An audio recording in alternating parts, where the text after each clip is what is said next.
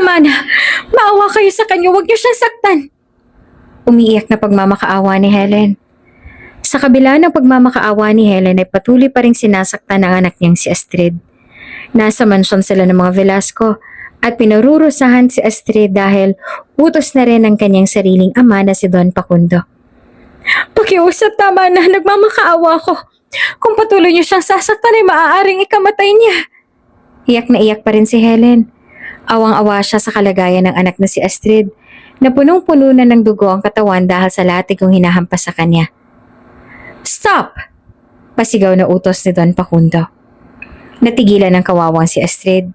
Tinitigan niya ang ama ng punong-puno ng pigete. Facundo, paano mo naatim na gawin to? Anak mo din naman si Astrid ah. Umiiyak na singhal pa rin ni Elena. Mag-ina nga kayo. Pareho kayong salot sa buhay ko. Galit na sambit ni Don Facundo. Simple lang naman ang hinihingi ko sa anak mo, Helen. Na akuin niya ang kasalanan ni Cassie at siyang magpakulong. Sambit ng Don. Pero bata pa si Astrid. Hindi siya nararapat doon, Facundo. Magkaka-record siya. Paano na lang ang kinabukasan niya? Pagtatanggol ni Helen kay Astrid. Huwag kang OA dyan. Kalahating taon lang yon. Besides, hindi naman yun libre dahil babayaran naman kayo ng asawa ko.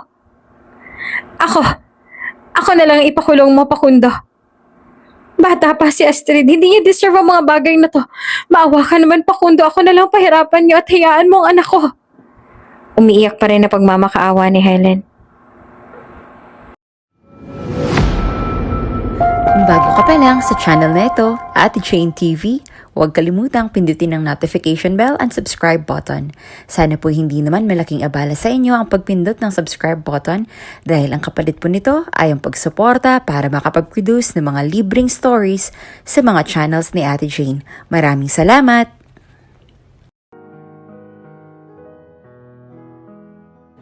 Tama na. Maawa kayo sa kanya. Huwag niyo siyang saktan. Umiiyak na pagmamakaawa ni Helen. Sa kabila ng pagmamakaawa ni Helen ay patuloy pa rin sinasaktan ng anak niyang si Astrid.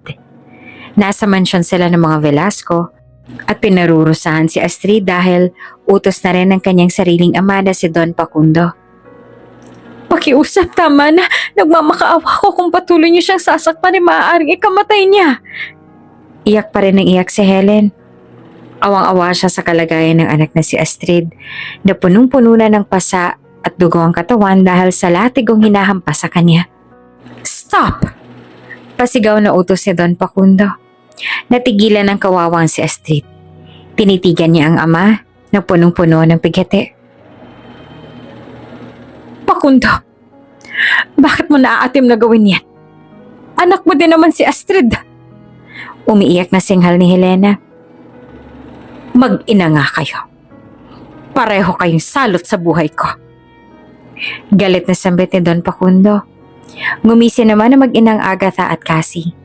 Si Agatha, ang pangalawang asawa ni Don Facundo at si Cassie naman ang anak ng Don dito. Simple lang naman ang hinihingi ko sa anak mo, Helen. Na akuin niya ang kasalan ni Cassie at siyang magpakulong. Sambit ni Don. Pero bata pa si Astrid. Hindi siya nararapat doon, Facundo. Magkaka-record siya. Paano na lang ang kinabukasan niya? Pagtatanggol ni Helen kay Astrid. Huwag kang ang OA diyan. Kalahating taon lang yon. At hindi naman yan libre dahil babayaran naman kayo ng asawa ko ah. Sumingit naman si Agatha. Ako na lang ipakulong mo, Facundo. Bata pa si Astrid. Hindi niya deserve ang mga bagay na to. Maawa ka naman, Facundo. Ako na lang ang pahirapan mo at hayaan mo ng anak ko. Umiiyak pa rin ang pagmamakaawa ni Helen. Mama, hindi mo kailangang magmakaawa. Matigas sa sambit ni Astrid. Tara, Astrid. Gawin mong pinag-uutos ko na matapos na to. Magpakulong ka para kay Cassie. At ibibigay ko ang karapatan mo bilang Velasco. Tatanggapin kita bilang anak ko at isasama kita sa angkan ng pamilyang ito.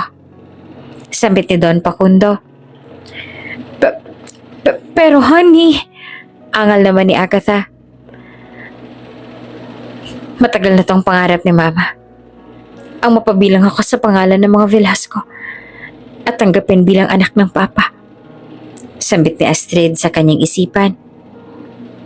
Sige, pumapayag na ako. Lumuluhang tugon naman ni Astrid. Tulad ng napag-usapan, nakulong si Astrid sa kasalanang hindi niya naman ginawa. Matupad lamang ang matagal na kahilingan ng kanyang ina na mapabilang siya sa angkan ng mga Velasco. Pero ang hindi lamang doon nagtatampos ang masalimuot na buhay ni Astrid. I want you to make her life miserable. Sambit na Cassie sa kabilang linya. Miss, nagkamali ka ata ng pwesto mo. Lamesa ko yan. Sambit ng sigang preso kay Astrid. Tumingin lamang si Astrid na tila walang naririnig. Aba, may pagkabingi ka pala. Sambit muli ng babae sabay hatak sa buhok ni Astrid. Uulitin ko. Pwesto ko ang kinauupuan mo ngayon. Kaya, papasi ka ba? O masasaktan ka? Singhal nito kay Astrid. Sa limpad namang tumitig si Astrid sa babae at inalis ang kamay nito na nakahawak sa buhok niya. Dahan-dahan tumayo si Astrid at lumipat ng lamesa. Aalis ka rin pala, nagmamatigas ka pa. Nakangising sambit ng babae. Halos nangingilit naman ang mga luha ni Astrid. Nais niyang patulan ang sigang babae ngunit hindi niya alam kung paano. Marami itong kasama at nangangamba siya na maaaring gawin ang mga ito sa kanya. Iniisip niya palagi ang sinasabi ng kanyang mahal na ina. Mag-iingat ka palagi roon sa loob, anak ka. Huwag na huwag ka makikipag-away. Nag-aalala lang sabi ni Helen kay Astrid. Nang mga sumunod na araw pa ni Astrid sa kulungan ay hindi na naging madali para sa kanya. Palagi siyang pinagtitripan ng mga grupo ng sigang babae na umatak sa buhok niya the other day. Nandito pala ang prinsesa, sambit ng sigang babae. Naabutan nila si Astrid sa loob ng banyo na naglilinis. Tulad ng dati ay hindi na lamang umimik si Astrid at umiwas na lamang upang walang gulo. Ngunit sadyang hamit ang sigang babae. Sabay-sabay na tumawa ang grupo ng mga babae. Pinatid niya si Astrid sa paa kaya naman na out of balance ang kawawang dalaga at napasubsob sa sahig. Nagkalat tuloy muli ang mga tubig dahil nabitawan ni Astrid ang hawak niyang timba. Saglit pa ay nagsilabasan na ang grupo ng sigang babae at naiwan na si Astrid sa banyo. Napaiyak na si Astrid sa sobrang awa sa kanyang sarili. Iyak na iyak at naiisip ang mga yakap at paggalingan ng kanyang ina. Halos araw-araw ay naging miserable ang buhay ni Astrid sa loob ng kulungan. At dahil mabait si Astrid at hindi pumapatol sa kahit na anong pangahamak sa kanya ng grupo ng mga sigang babae, ay nabigyan ng parol si Astrid at napabilis ang proseso ng kanyang paglaya. Makalipas lamang ang halos kalahating taon ay nakalabas na ng kulungan si Astrid. Pagbukas ng cellphone ni Astrid ay nakareceive siya ng message mula kay Helen. Pinapupunta siya nito sa hotel kung nasaan daw siya naka-check-in. Bakit naka-check-in si Mama? Nagtatakang tanong ni Astrid sa kanyang sarili. Pero dahil sobrang miss na miss niya na nga ang ina, ay agad na nagpunta si Astrid sa hotel na itinutukoy sa message na natanggap niya mula kay Helen. Pagkarating doon ay tila napansin niya si Cassie, ngunit hindi siya sigurado dahil mabilis itong naglaho. Baka kamukha lang, sambit ni Astrid sa kanyang sarili. Nagpatuloy na si Astrid sa kwarto kung saan ang kanyang ina. Pagkarating niya roon ay bukas ang pinto kaya naman dumiretso na si Astrid at pumasok. Mama, nasan po kayo? Narito na ako, Mama. Excited na sabit ni Astrid habang lumilingalinga sa kwarto. Oh, you're here! Hinatak si Astrid ng isang lalaki. Lasing ito at siniil ng halik si Astrid. Anong ginagawa mo? Bitiwan mo nga ako! Pagpapalag ni Astrid. Ngunit malakas ang lalaki at kinarga si Astrid patungo sa higaan. Dahan-dahan niyang nilapat ang katawan ni Astrid sa malambot na kama at hindi na tinigilan ang paghalik sa dalaga. Sa hindi naman maintindihan na kadahilanan, ay hinayaan ng ni Astrid ang ginagawang pagsasalakay ng lalaki sa kanyang pagkababae. Lumalaban man at pumapalag ay nangihina siya dahil sa amoy ng lalaking nakaibabaw sa kanya. Amoy alak na naman ito at dala pa din ng mabangong pabango ang singaw ng katawan niya na nangaakit sa pagkababae ni Astrid. I'll be responsible for this. I'll take care of you. Sambit pa ng lalaki. At nangyari na nga ang hindi inaasahan. Shoot! Napapikit si Astrid nang magising siya na wala ng saplot at katabi ang lalaki. Tinignan niya ang lalaki at hindi maiwasan na hindi mapatitig sa maamong mukha nito. Napakagwapo at matipunong pangangatawan. Napakatangos ng ilong niya at ang lambot ng mga labi niya. Mabangong hininga at gentle pagkaplas. Sambit ni Astrid habang dinadampi ang isang daliri sa matangos na ilong ng lalaki, pababa sa labi nito. Huwag ka na umiyak, Astrid. Nandito ako for you. Hindi kita pababayaan. I'll protect you. Natauhan si Astrid nang sumagi sa isip niya ang kababata niyang lalaki na si Tantan. Ano ka ba, Astrid? Si Tantan lang para sa'yo. Hindi ka pwedeng mahumaling sa iba. Kinakausap ni Astrid ang kanyang sarili habang mabilis na umiiska po. Bago lumabas ang kwarto ay sinulipan niyang muli ang lalaki. Walang nangyari at hindi nag-cross ang landas natin. Kakalimutan ko ang araw na to at isang gabing kasama ka. Sambit ni Astrid sa kanyang isipan at tuluyan nang nilisan ang kwartong yon. Pagkaalis ni Astrid ay biglang pumasok sa kwartong yon si Cassie at laking gulat niya nang makita kung sino ang nakadaupang palad ni Astrid. Si Jonathan Villaruiz? Hindi. Paano nangyari yun? Hindi pwedeng si Jonathan na nakasama ng babaeng yan. Napakaswerte naman talaga niya. Anong gagawin ko ngayon? Sambit ni Cassie sa kanyang sarili. Isa palang setup ang nangyari. Si Cassie ang nag-message kay Astrid upang pumunta ng hotel at isa katuparan ang masamang balak sana kay Astrid. Kumuha si Cassie ng isang gigolo upang gahasain sana si Astrid at masira ang reputasyon ng kawawang dalaga. May hidden camera pa sa loob ng kwarto na nakuhanan ng nangyari kay Astrid at Jonathan. Plano sanang ipakalat ni Cassie ang video, ngunit paano niya gagawin yon kung si Jonathan ang naka one night stand ng kanyang kapatid? Si Jonathan na CEO ng Villaruiz Empire Group, isa sa mga successful na bilyonaryo ng bansa. Habang tinititigan ni Cassie si Jonathan ay naging agaw pansin sa kanya ang dalawang pendant ng jade sa kama. Ako dapat ang nakasama mo, Jonathan, at hindi ang ambisyosang babaeng yan. Nakangising sambit ni Cassie sa kanyang isipan. Kinuha ni Cassie ang isang pendant at sinadyang iwanan ng isa sa kama. Kinuha niya ang hidden camera at lumabas na rin ng kwarto. Lumingilinga siya sa paligid at napansin ng CCTV sa may pintuan ng kwarto. Ngumisi si Cassie at may masama na namang plano na tumatakbo sa isip niya. Pagkalipas ng halos isang oras simula nung umalis si Cassie, ay nagising na rin si Jonathan. Shoot! Ang sakit ng ulo ko. Sambit ni Jonathan habang hinahawak-hawakan ang kanyang ulo. Saglit pa ay may bigla siyang naaalala. Where is she? Bakit siya nag-run away? Ayaw niya ba sa akin?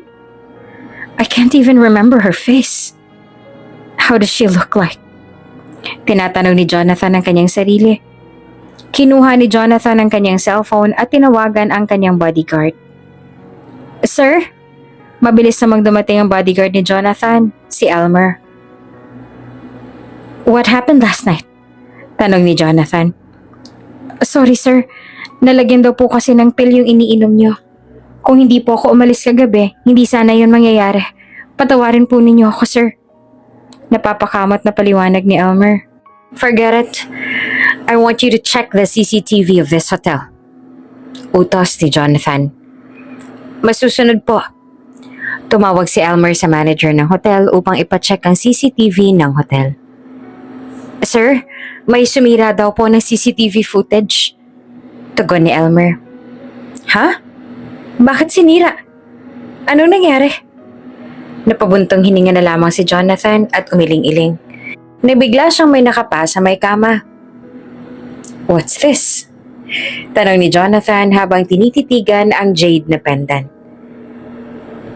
Hanapin mong may-ari ng pendant na to. Utos ni Jonathan kay Elmer. Masusunod po, sir. Tugon naman ni Elmer. Samantala, sa pag-uwi naman ni Astrid ay isang bangungot ang sumalubong sa kanya. Wala na pala ang kanyang ina. Isang buwan bago siya makalaya ay pumanaw ito dahil sa malubhang sakit. Pinuntahan ni Astrid ang puntod ng kanyang ina. Mama, bakit? Bakit mo ko iniwan? Ang daya-daya mo. Umiiyak na hinagpis ni Astrid. Saglit pa ay natigilan si Astrid at napaisip. Sino nag-message sa akin kahapon? Naglalarong tanong ni Astrid sa kanyang isipan. Agad niyang naisip si Cassie at Agatha kaya naman sumugod siya sa mansyon ng mga Velasco. What the hell are you doing here? Salubong na mag-ina kay Astrid. Hindi niyo ba talaga ako titigilan? Hindi na nga kayo nagpasalamat na inako ko ang kasalanang hindi ko ginawa. Ipinahamak niyo pa ako. Galit na sambit ni Astrid. What are you talking about? Maarteng tanong naman ni Cassie. At nagmamaang-maangan ka pa. Hinatak ni Astrid ang buhok ni Cassie. Napasigaw naman si Cassie samantalang umaawat naman si Agatha. Enough! Sumigaw naman si Don Facundo. Natigilan ng tatlo at naghiwa-hiwalay. Papa! Naginarting tawag ni Cassie sa ama. Anong kalokohan to, ha? Galit na tanong ng Don. Why don't you ask your bastard daughter? Tugon naman ni Agatha. Ngumisi naman si Astrid. Ako po ba? Kahit ako naman yung agrabyado dito? Ayan, yung magaling yung anak. Pinaglaruan ako kahapon. Ginamit yung pangalan ni Mama para ipahamak ako. Nag-message siya sa akin gamit ang pangalan ni Mama pero ang totoo pala, wala na si Mama. Hindi na napigilan ni Astrid ang maging emosyonal. Totoo bang sinasabi niya? Bumaling si Facundo kay Cassie. Umiling-iling naman si Cassie. No, Papa. Nagsisinungaling siya. Bakit ko naman siya i-message? Hindi ko nga alam na lalaya na siya. Hello, Astrid. Bakit kita pag-aaksayahan ng panahon Sino ka ba? Pagtanggi ni Cassie. Ikaw ang sinungaling. Kinuha ni Astrid ang kanyang cellphone at ipapakita sana sa kanyang ama ngunit. Stop this nonsense. Tinabig ni Don Facundo ang kamay ni Astrid dahilan upang malaglag ang kanyang cellphone sa sahig. Mabilis na pinulot ni Astrid ang kanyang cellphone sa sahig at hinarap ang ama. Bakit nga ba ako nagsasabi sa inyo? Wala naman pala kayong pakialam sa akin. Ginawa ko ng gusto niyo na ako ay nakasalanan ni Cassie. Pero ni minsan, magpahanggang ngayon, ni minsan hindi niyo tinanggap ako bilang anak ninyo. Kaya nga nawala si Mama dahil sa sama ng loob sa inyo. Galit na sumbat ni Astrid. Isang hagupit na sampal ang tugon ni Don Facundo. Kalahating taon ka lang sa kulungan pero yung ugali mo sa loob, na-adapt mo na lahat? Singhal na balik ni Don Facundo. Mas mabuti pa nga yung mga tao sa loob Nakikinig sa panig ko.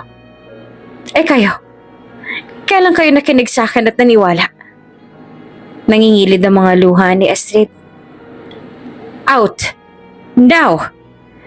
Galit na pinalaya si Don Facundo si Astrid at nakaduro sa may labasan. Get out! Sigaw muli ni Don Facundo. Aalis naman talaga ako kahit hindi niyo pa sabihin. Sambit pa ni Astrid sabay talikod na at ni isang lingon ay hindi na ginawa nito. Tuluyan ang nilisan ni Astrid ang mansyon ng mga Velasco. Sir, alam na po namin kung sinong babaeng nagmamay-ari ng pendant. Sambit ni Elmer. Pagkapasok sa opisina ni Jonathan. Mamaya na tayo mag-usap. Sambit ni Jonathan, nakausap pala ang kaibigang si Bong. Aba, teka, ang kaibigan kong walang hilig sa babae may pinapahanap? Pang-aasar ni Bong sa kaibigan. Hindi na nagsasalita si Jonathan. Nung nakaraan ba yan? Nung nagbar tayo, nabigla ka na wala. Eh di may nangyari na sa inyo. Sunod-sunod na tanong ni Bong. Dahilan upang naintriga siya sa babaeng pinapahanap ni Jonathan. Nagbuntong hininga naman si Jonathan. Tapusin mo na yung mga reports mo for the revision para matuwa ako. Supladong sambit naman ito. Napakamot naman sa ulo niya si Bong. Nang sumunod na araw ay agad na pinuntahan ni Jonathan ang mga Velasco. Mr. Villaruiz, what a surprise! Kinamayan ni Don Facundo si Jonathan. Kasunod ni Don Facundo si Cassie at Agatha. Jonathan is okay, Don Facundo. Tugon naman ni Jonathan. Sige, Jonathan. Anong maipaglilingkod ko sa inyo, iho? Tanong ng Don. Narito ako para isaoli ang naiwang pendant ng anak ninyo. Tugon ni Jonathan. Sabay inilabas ang pendant at ipinakita kay Cassie. Sa'yo to, hindi ba? Tanong ni Jonathan. Ha? Oo, akin niya ang pendant na yan. Pagsisinungaling ni Cassie. Ngumiti naman si Jonathan. Bakit ka umalis? Bakit hindi mo mala ako hinintay na magising? Hindi ba sinabi ko sa'yo na ako nang bahala sa'yo? Sambit ni Jonathan. Nagtataka naman si Don Facundo at Helen sa pinag-uusapan ng dalawa. Sandali lang I'm so sorry to interrupt. Anong pinag-uusapan ninyo? Sumingit na si Don Facundo. Yumuko naman si Cassie. May nangyari sa amin ni Mr. Villaruiz, Papa. I'm sorry. Kunwaring umiiyak si Cassie. What? Tila tumaas naman ang tono ng boses ni Don Facundo. I told you right, I'll be responsible. But you run away. Why? Paliwanag at tanong ni Jonathan. I run away dahil nahihiya ako sa'yo. Ayokong isipin mo na basta-basta akong babae. Hindi naman ako sigurado sa sarili ko kung nararapat ba ako para sa iyo. Maang-maangang tugon ni Cassie. Nagtingin na naman sina Don Facundo at Helen. Naguguluhan. I am a man of my word. Ang dahilan kaya ako narito ay para pag-usapan ng engagement. Malinaw na saad ni Jonathan. Nanlaki naman ang mga mata ni Don Facundo, Helen at Cassie. Ano? Pakakasalan mo ang anak kong si Cassie? Hindi naman makapaniwala ang tanong ni Don Facundo. Yes, I will marry Cassie. Tugon naman ni Jonathan. Bigla namang dumating si Astrid at nagtama ang kanilang mga mata ni Jonathan. Lumapit naman si Don Facundo at hinatak ang kamay ni Astrid. Ano pang ginagawa mo dito? Di ba pinalayas na kita? Pabulong ngunit tigil na gigil na tanong ni Don Facundo kay Astrid. Binawi naman ni Astrid ang kanyang kamay. Sino bang may sabi na gusto kong bumalik dito? Nandito ako para kunin ang mga natitirang gamit ni Mama. Nakataas ang kilay na tugon naman ni Astrid. Astrid! Biglang tawag naman ni Cassie at pumulupot sa braso ni Jonathan. Ikaw? Sambit ni Astrid sa kanyang isipan. Meet my fiancé, Jonathan Villaruiz. I think you know him very well.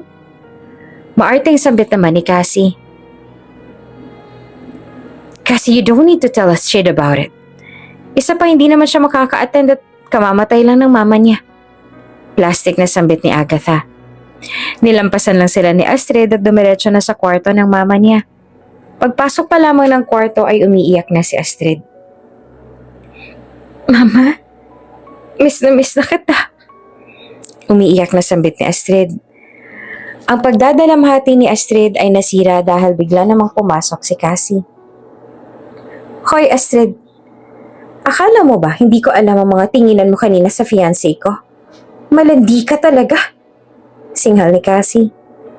Hinarap naman ni Astrid si Cassie at binigyan ng isang hagupit na sampal. Lumabas ka ng kwarto ng mama ko. Labas! Sigaw ni Astrid. Lumabas naman na umuusok ang ilong ni Cassie. Nakuha na lahat ni Astrid ang ilang mga importanteng gamit ng kanyang ina at habang papalabas siya ng mansyon ay hindi niya namalayan ang butas na bahagi ng sahig na kanyang tinutuntungan. Na out of balance si Astrid at akmang matutumba. Mabuti na lamang at saktong nasa likuran niya si Jonathan at sinalo si Astrid. Sobrang lapit nila sa isa't isa, lalo ng mga mukha nila. Muling nagtama ang kanilang mga mata. Mga matang nangungusap na parang nagkasama na silang dalawa. Ikaw na naman. Bakit ba palagi ka nagpapakita? Tanong ni Astrid sa kanyang isipan. Ang mabangong halimuyak niya. Bakit parang pamilyar siya? Sambit din ni Jonathan sa kanyang isipan. Napansin naman ni Astrid na lumabas si Cassie at nakita sila sa ganoong eksena. Hindi ba pinagbibintangan mo ako kasi na nilandi kong fiancé mo? Pwes, gagawin kong binibintang mo. Sambit pa nga ni Astrid sa kanyang isipan. Aray, may masakit, parang na-sprain yata ako. Pagpapanggap ni Astrid at pakunwaring hindi napapansin si Cassie. Really? Don't force yourself. Bubuhatin kita. At binuhat na nga ni Jonathan si Astrid. Galit na galit naman si Cassie sa nakita.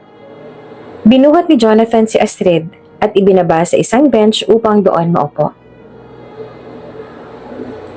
Now tell me, bakit kailangan mong gawin yan?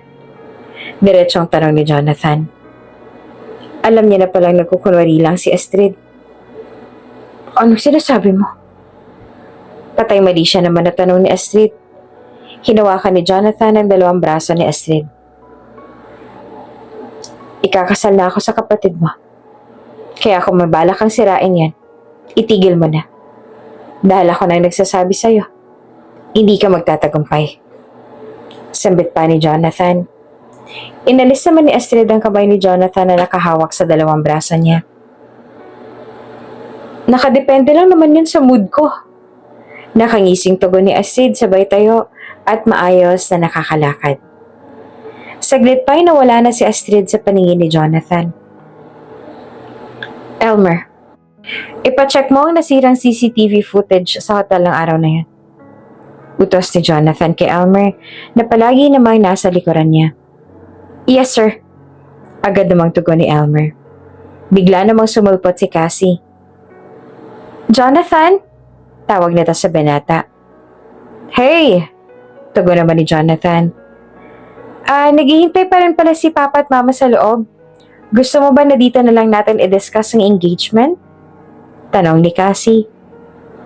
Oh yeah. Yeah, I'm sorry Cassie. Nagpapatawag kasi ang mama. Sambit naman ni Jonathan sabay check sa cellphone niya. Oh, there she is. Sambit muli ni Jonathan sabay angat ang tawag. Hello, Ma? I'm sorry, ngayon ko lang nasagot ang tawag mo. May kailangan ka ba? Tanong ni Jonathan sa kanyang linya. Anak, mabuti naman at sinagot mo na. Babalitaan lang kita, anak. Ikinasal na kasi yung pinakabata mong pinsan kahapon lang. Naisip ko lang. Ikaw kaya, anak. Kailan ka ba mag-aasawa para mabigyan mo na ako ng apo? Magsisat na lang kaya ako ng blind date for you. Excited pa na sambit ng mama ni Jonathan. Ma, you don't need to do that. Meron na akong dinidate ngayon. Actually, pinag-uusapan namin ngayon ng tungkol sa engagement. Tugon naman ni Jonathan. Seriously? Nagulat naman na tanong ng mama niya. Hindi ka ba nagsisinungaling? Kasama mo ba siya ngayon? Makulit na tanong muli ng mama ni Jonathan. Inabot naman ni Jonathan ang cellphone kay Cassie. Hello po. Si Cassie po ito, fiancé po ni Jonathan.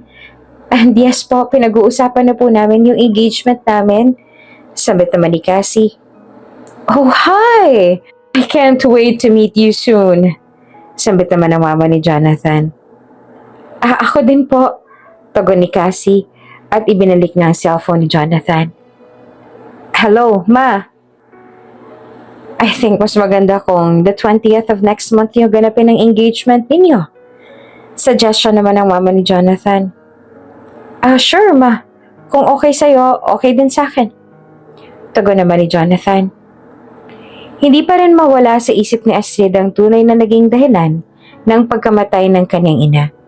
Hindi niya matanggap sa kanyang sarili na dahil sa sakit ang naging dahilan ng pagpanaw nito.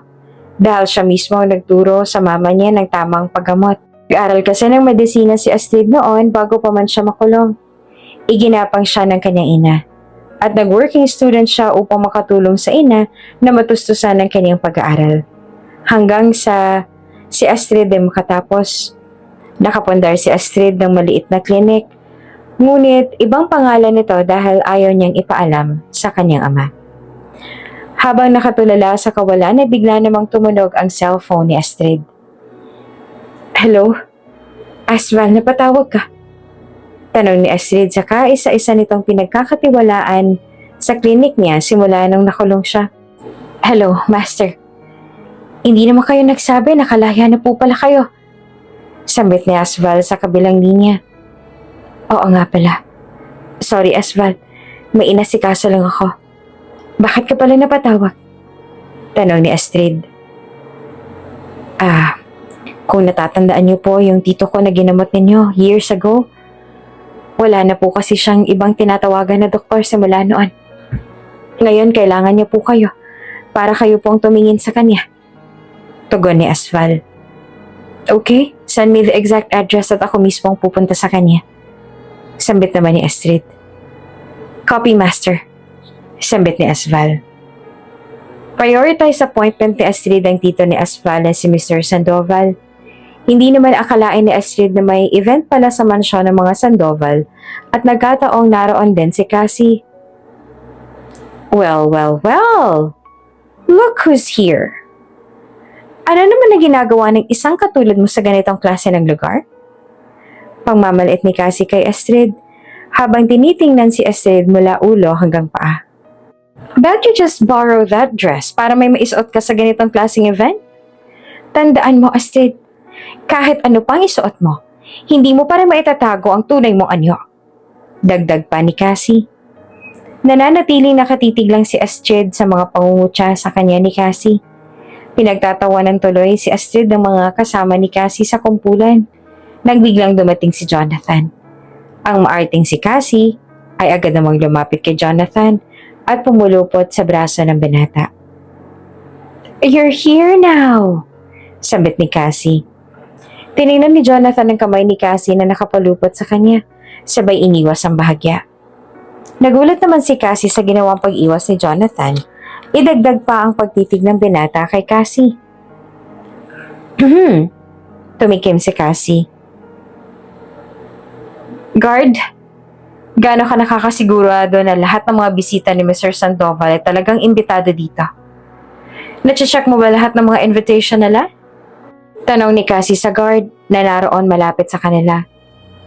Opo, ma'am. Tugon naman ng guard. Are you sure na walang gatecrasher dito? Nagamit na tanong ni Cassie sabay tingin kay Astrid. Napatingin naman ng guard kay Astrid at lumapit dito. Ma'am, pwede pong ma-check yung invitation card ninyo? Tanong ng guard kay Astrid. Wala akong invitation card, pero inimbitahan ako ni Mr. Sandoval. Tugon naman ni Astrid. Nagtawanan naman si Cassie at ang mga kasama niya. See, I told you. Hindi mo dapat hinahayaan na may mga nakakalampas sa ganyan. Hindi mo inaayos ang trabaho mo, Sa tingin mo ba matutuwa si Mr. Sandoval sa ginagawa mo? Pang-aasar ni Cassie. Bumaling naman ang guard kay Astrid. Sorry mama, pero gagawin ko lang po ang trabaho ko. Kailangan niyo pong lumabas ngayon bago pa po kayo makita ni Mr. Sandoval. Sambit ng guard. Ngumisin naman si Cassie. Sinabi ko naman sa'yo, Inimbitahan ako ni Mr. Sandoval. Ano bang mahirap intindihin doon? Naiinis na si Astrid. Nakamasid lamang si Jonathan sa senaryo ni Astrid at ng mga guard. Tinitingnan niya ang maaaring gawin ng guard kay Astrid. Sorry ma'am, pero kailangan ko na kayong ilabas. Pagpipilit ng guard at akmang lalapit na kay Astrid nang biglang dumating si Mr. Sandoval. What is happening here? Nakakatakot ang boses na tanong ng Don. Mr. Sandoval, Sorry po, pero may nakapasok po na gate crasher. Hayaan po ninyo at gagawan ko po ng paraan. Ilalabas ko po siya. Bastos na hinatak ng guard ang braso ni Astrid. Nanlaki naman ang mga mata ni Mr. Sandoval at hinatak pabalik ang kamay ng guard at binigyan ng isang hagupit na sampal. Nagulat naman ang mga tao sa event na iyon, lalo na si Cassie. Isa kang hangal. Hindi mo ba alam kung gaano ka-espesyal si Miss Trinidad sa event mo to? Siya ang pinaka-importante sa lahat ng mga bisita ko dito. Galit na singhal ni Mr. Sandoval. Nanlaki naman ang mga mata ni Cassie. Hindi siya makapaniwala na kilala ni Mr. Sandoval si Astrid. Lumuhod ka at humingi ng tawad. Utos si Mr. Sandoval sa guard. Agad namang lumuhod ang guard at humingi ng tawad kay Astrid. Hindi naman ito pinansin ni Astrid. I am sorry, Miss Trinidad. Kung minsan na hindi ko lang talaga sila maturuan ng tamang leksyon. Paghingi ng paumanhin ni Mr. Sandoval. Oh, it's fine, Mr. Sandoval. Tugon naman ni Astrid. So, shall we? Pagyaya ni Mr. Sandoval kay Astrid. At sabay na silang humakbang ni Mr. Sandoval nang bigla namang humarang si Cassie sa daraanan ni Astrid. Astrid, sa tingin mo ba? Sa ginagawa mong pang-aakit at paggagamit mo ng karisma ay makukuha mo si Mr. Sandoval? Pagkatapos ano? Para makapasok ka na sa mundo namin. Para maging mayaman ka na. Ang basura ay mananatiling basura. At kahit balutan ka pa ng ginto, ay mananatili ka pa ring basura sa loob. Nakangising sabit naman ni Cassie. Sa ines ni Astrid ay kinuha niyang laman ng wine glass at itinapon ito sa mukha ni Cassie. Astrid! Talagang sinusubukan mo ko. Galit na galit si Cassie at akmang kukunin na ang isa pang wine glass na may laman din ng alak. Ngunit mabilis na nakuha ni Astrid ang wine glass at isinaboy muli sa mukha ni Cassie. Pinagtitinginan na sila ng lahat. Cassie, madumi ang bibig mo. Kaya tinulungan na kitang hugasan para alam mo. Nakataas naman ang kilay ni Astrid. Ikaw? Akmang susugurin sana ni Cassie si Astrid. Hey you! How dare you make a scene here? At dito pa talaga sa event ko? Galit na sambit ni Mr. Sandoval kay Cassie. Ngumisi naman si Cassie. Ako pa talaga, Mr. Sandoval? Narito ako ngayon dahil sa fiancé ko na si Jonathan Villaruiz. At pinapaalala ko lang sa inyo na ang babaeng ito ay manipulative at magaling gamitin ng charms niya para makuha lang ang gusto niya. Inakit niya kayo kung hindi niyo lang nalalaman. Kaya wag sana kayo magpapadala sa mga sinasabi niya.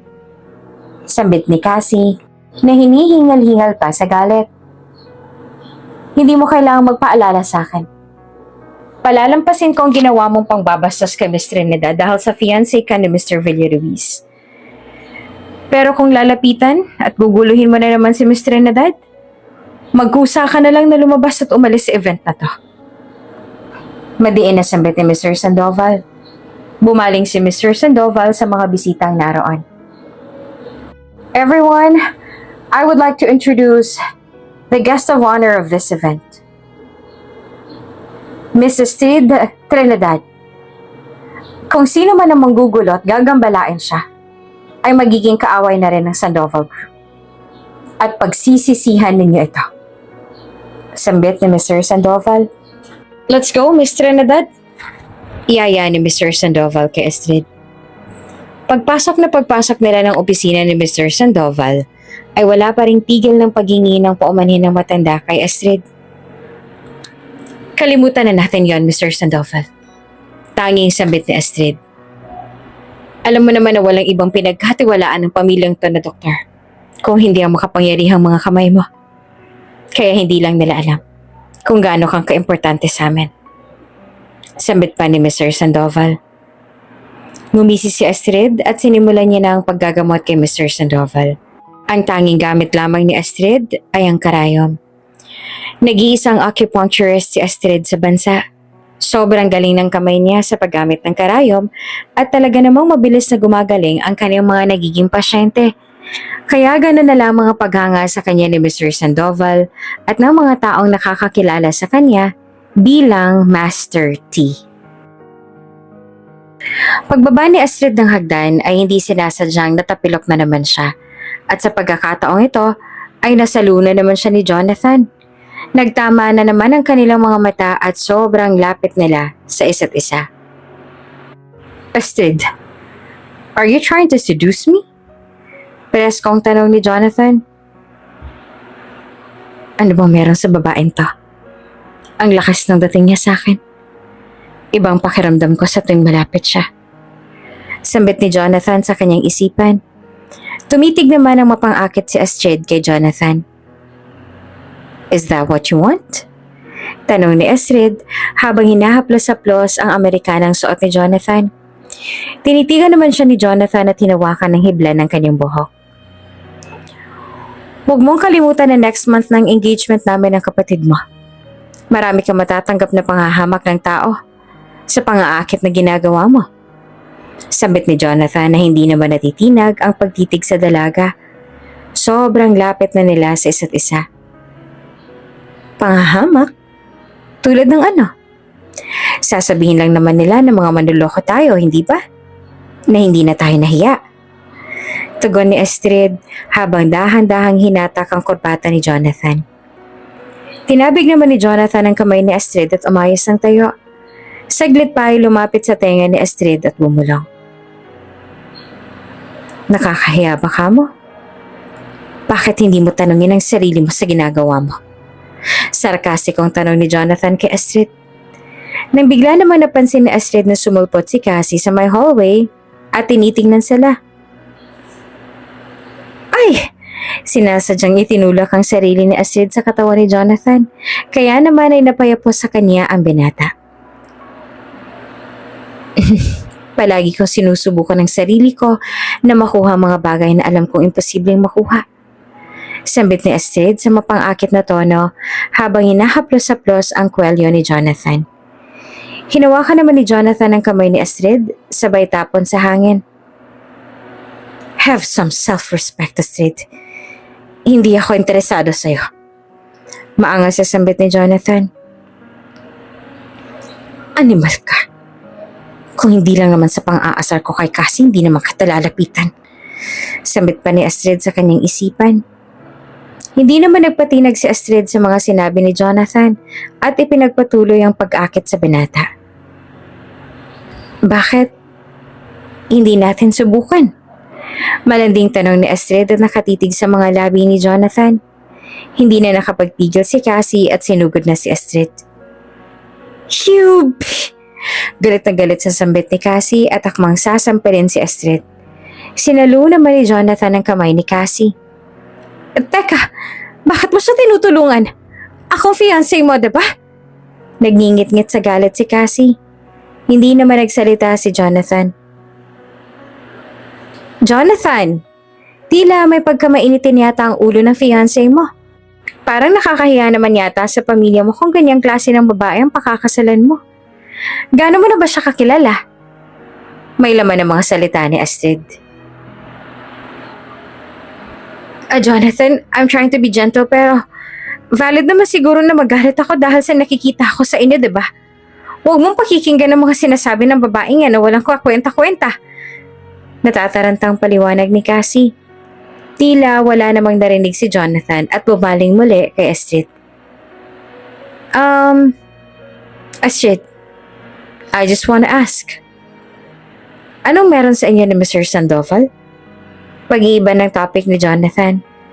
Lalo namang nainis si Cassie at nagkalukip-kip na lamang ng kanyang braso. Aha! Assistant kasi ako ni Master T. Busy siya ngayon kaya akong pinapunta niya dito para i-meet si Mr. Sandoval regarding sa mga medicines niya. Palusot ni Astrid. Wow, so nagkakausap kayo ni Master T? Manghang tanong naman ni Jonathan. Tumitig si Astrid kay Cassie at may kinuhang card sa kanyang maliit na bag na dala. Inilagay ni Astrid ang maliit na card sa bulsa ni Jonathan. That's my number. Kung may gusto kang sabihin kay Master T, don't hesitate to contact me. I'm willing to help. At humakbang na nga ang palayo si Astrid. Hindi naman pumayag si Cassie na kay Astrid ang huling halakhak. Kaya naman ay nag-isip siyang muli ng bagong plano upang ipahiya si Astrid. Ibigay mo tong drinks kay Astrid. At kapag napainom mo na siya, sa'yo na lahat ang laman ng card na to. Sambit ni Cassie sa waiter at iniabot ang card dito. Nagtagumpay naman si Cassie dahil ininom naman kaagad ni Astrid ang ibinigay na drinks ng waiter sa kanya. Wala namang kamalay-malay si Astrid na nilagyan pala ito ng peanut syrup ni Cassie, kung saan ay allergic pala ang dalaga. Kaya naman pagkainom ni Astrid ay nawalan siya ng malay at may mga rashes na tumubo sa balat niya. Nataranta si Mr. Sandoval at mabilis naman na lumapit si Jonathan. Binuhat niya si Astrid. Dalhin mo siya sa ospital, sambit ni Mr. Sandoval. Nagmamadali namang nailabas ni Jonathan si Astrid. Naiwan naman si Cassie na nanggigigil. Hindi ito ang dapat na mangyari. Galit na singhal ni Cassie sa kanyang isipan at mabilis na ngang naisugod sa ospital si Astrid. What happened to her, Doc? Nag-aalalang tanong ni Jonathan. Nagkaroon siya ng allergic shock. Probably nakakain siya ng pagkain na may mani or nainom maybe. I'll ask the patient later kapag nagising na siya. But she's fine now. Explain ng doktor. Mani? Pero wala namang mani sa event Saan niya naman nakuha yun? Tanong ni Jonathan sa kanyang sarili. Nagtaka siya kung saan ba nakuha ni Astrid ang allergy na yon. Saglit pa ay narinig niyang nananaginip si Astrid. Tila masamang panaginip. Mama! Napabalik ko si Astrid sa kanyang pagkakahiga. Agad namang lumapit si Jonathan. Astrid, gising ka na. Sambit ni Jonathan. Nasaan ako? Tanong ni Astrid. Oo, at ligtas ka na. Tugon ni Jonathan. Bakit ikaw ang nagdala sa akin dito? Tanong ni Astrid. Sino pa ba? Sarkastikong tugon naman ni Jonathan. Salamat, Jonathan. Sambit ni Astrid at akmang aalisin na ang swero na nakatusok sa kanyang kamay. Inawat naman siya ni Jonathan. Ano sa tingin mong ginagawa mo? Nagtatakang tanong nito. Kailangan ko nang umalis. Tugon ni Astrid. Natutrauma ako sa ospital simula nang mawala ang mama ko. Tila naiiyak pa na sambit ni Astrid. Binalik siya ni Jonathan sa pagkakahiga. Dito ka lang. Magpahinga ka. Sambit ni Jonathan. Bakit, Jonathan? Bakit mo to ginagawa? Dahil ba magiging brother-in-law na kita? Sino ka ba? At bakit ba parang pinapakita mo sa mga tao na akong babaeng pakakasalan mo? Kaya kong sarili ko. Sambit ni Astrid. Nagbuntong hininga si Jonathan. Ano bang pakulo ng babaeng to? Kanina lang sa event, inaakit niya ako. Tapos ngayon parang ibang tao naman ang kaharap ko. Nagtatakang sambit naman ni Jonathan sa kanyang sarili. I am just doing this dahil naaawa ko sa'yo. Huwag kang mag-overthink. Tugon ni Jonathan. Nagmatigas pa rin si Astrid at mabilis na inalis ang swero sa kanyang kamay. Pinilit ni Astrid na tumayo ngunit tila naliliyo pa rin siya.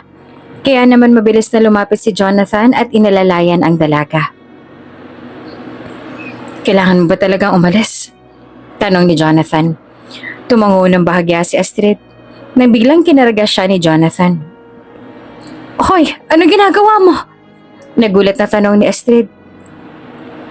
I am trying to be a nice person. Matipid na tugon ni Jonathan. Saan ka magpapahatid? Tanong ni Jonathan habang nasa sasakyan na sila. Ibalik mo ko sa event. Ano? Pero bakit ka pa babalik doon? Hindi ka pa nga nakaka-recover Sambit ni Jonathan. Alam kong si Cassie ang may kagagawan kung bakit ako nawalan ng malay. Alam kong nagka-allergic reaction ako. Sambit ni Astrid sa kanyang isipan.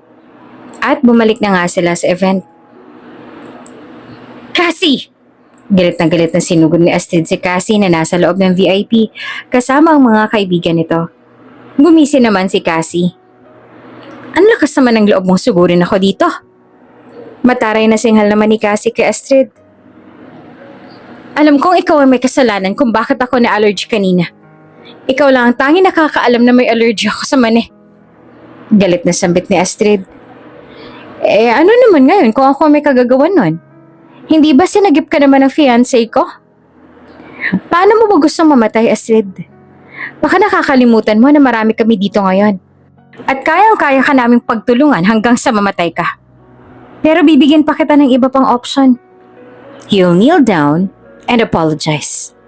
If not, ihanda mo ang sarili mong mamatay. Wala dito ngayon si Jonathan para iligtas ka.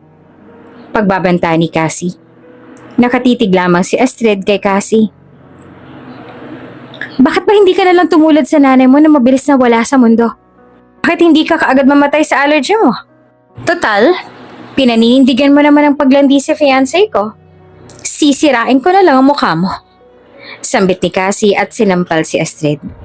Galit na galit si Astrid. Nagagalit siya hindi dahil sa sampal na ibinigay ni Cassie kung hindi ang mga sinabi nito sa kanyang ina. Sa galit ni Astrid ay bigla niyang kinuha ang boteng walang laman sa mesa at diretsyong hinampas sa ulo ni Cassie. Nagulat naman ang lahat sa ginawa ni Astrid. Itinutok ni Astrid ang basag na bote sa leeg ni Cassie. Ikaw ang lumuhad.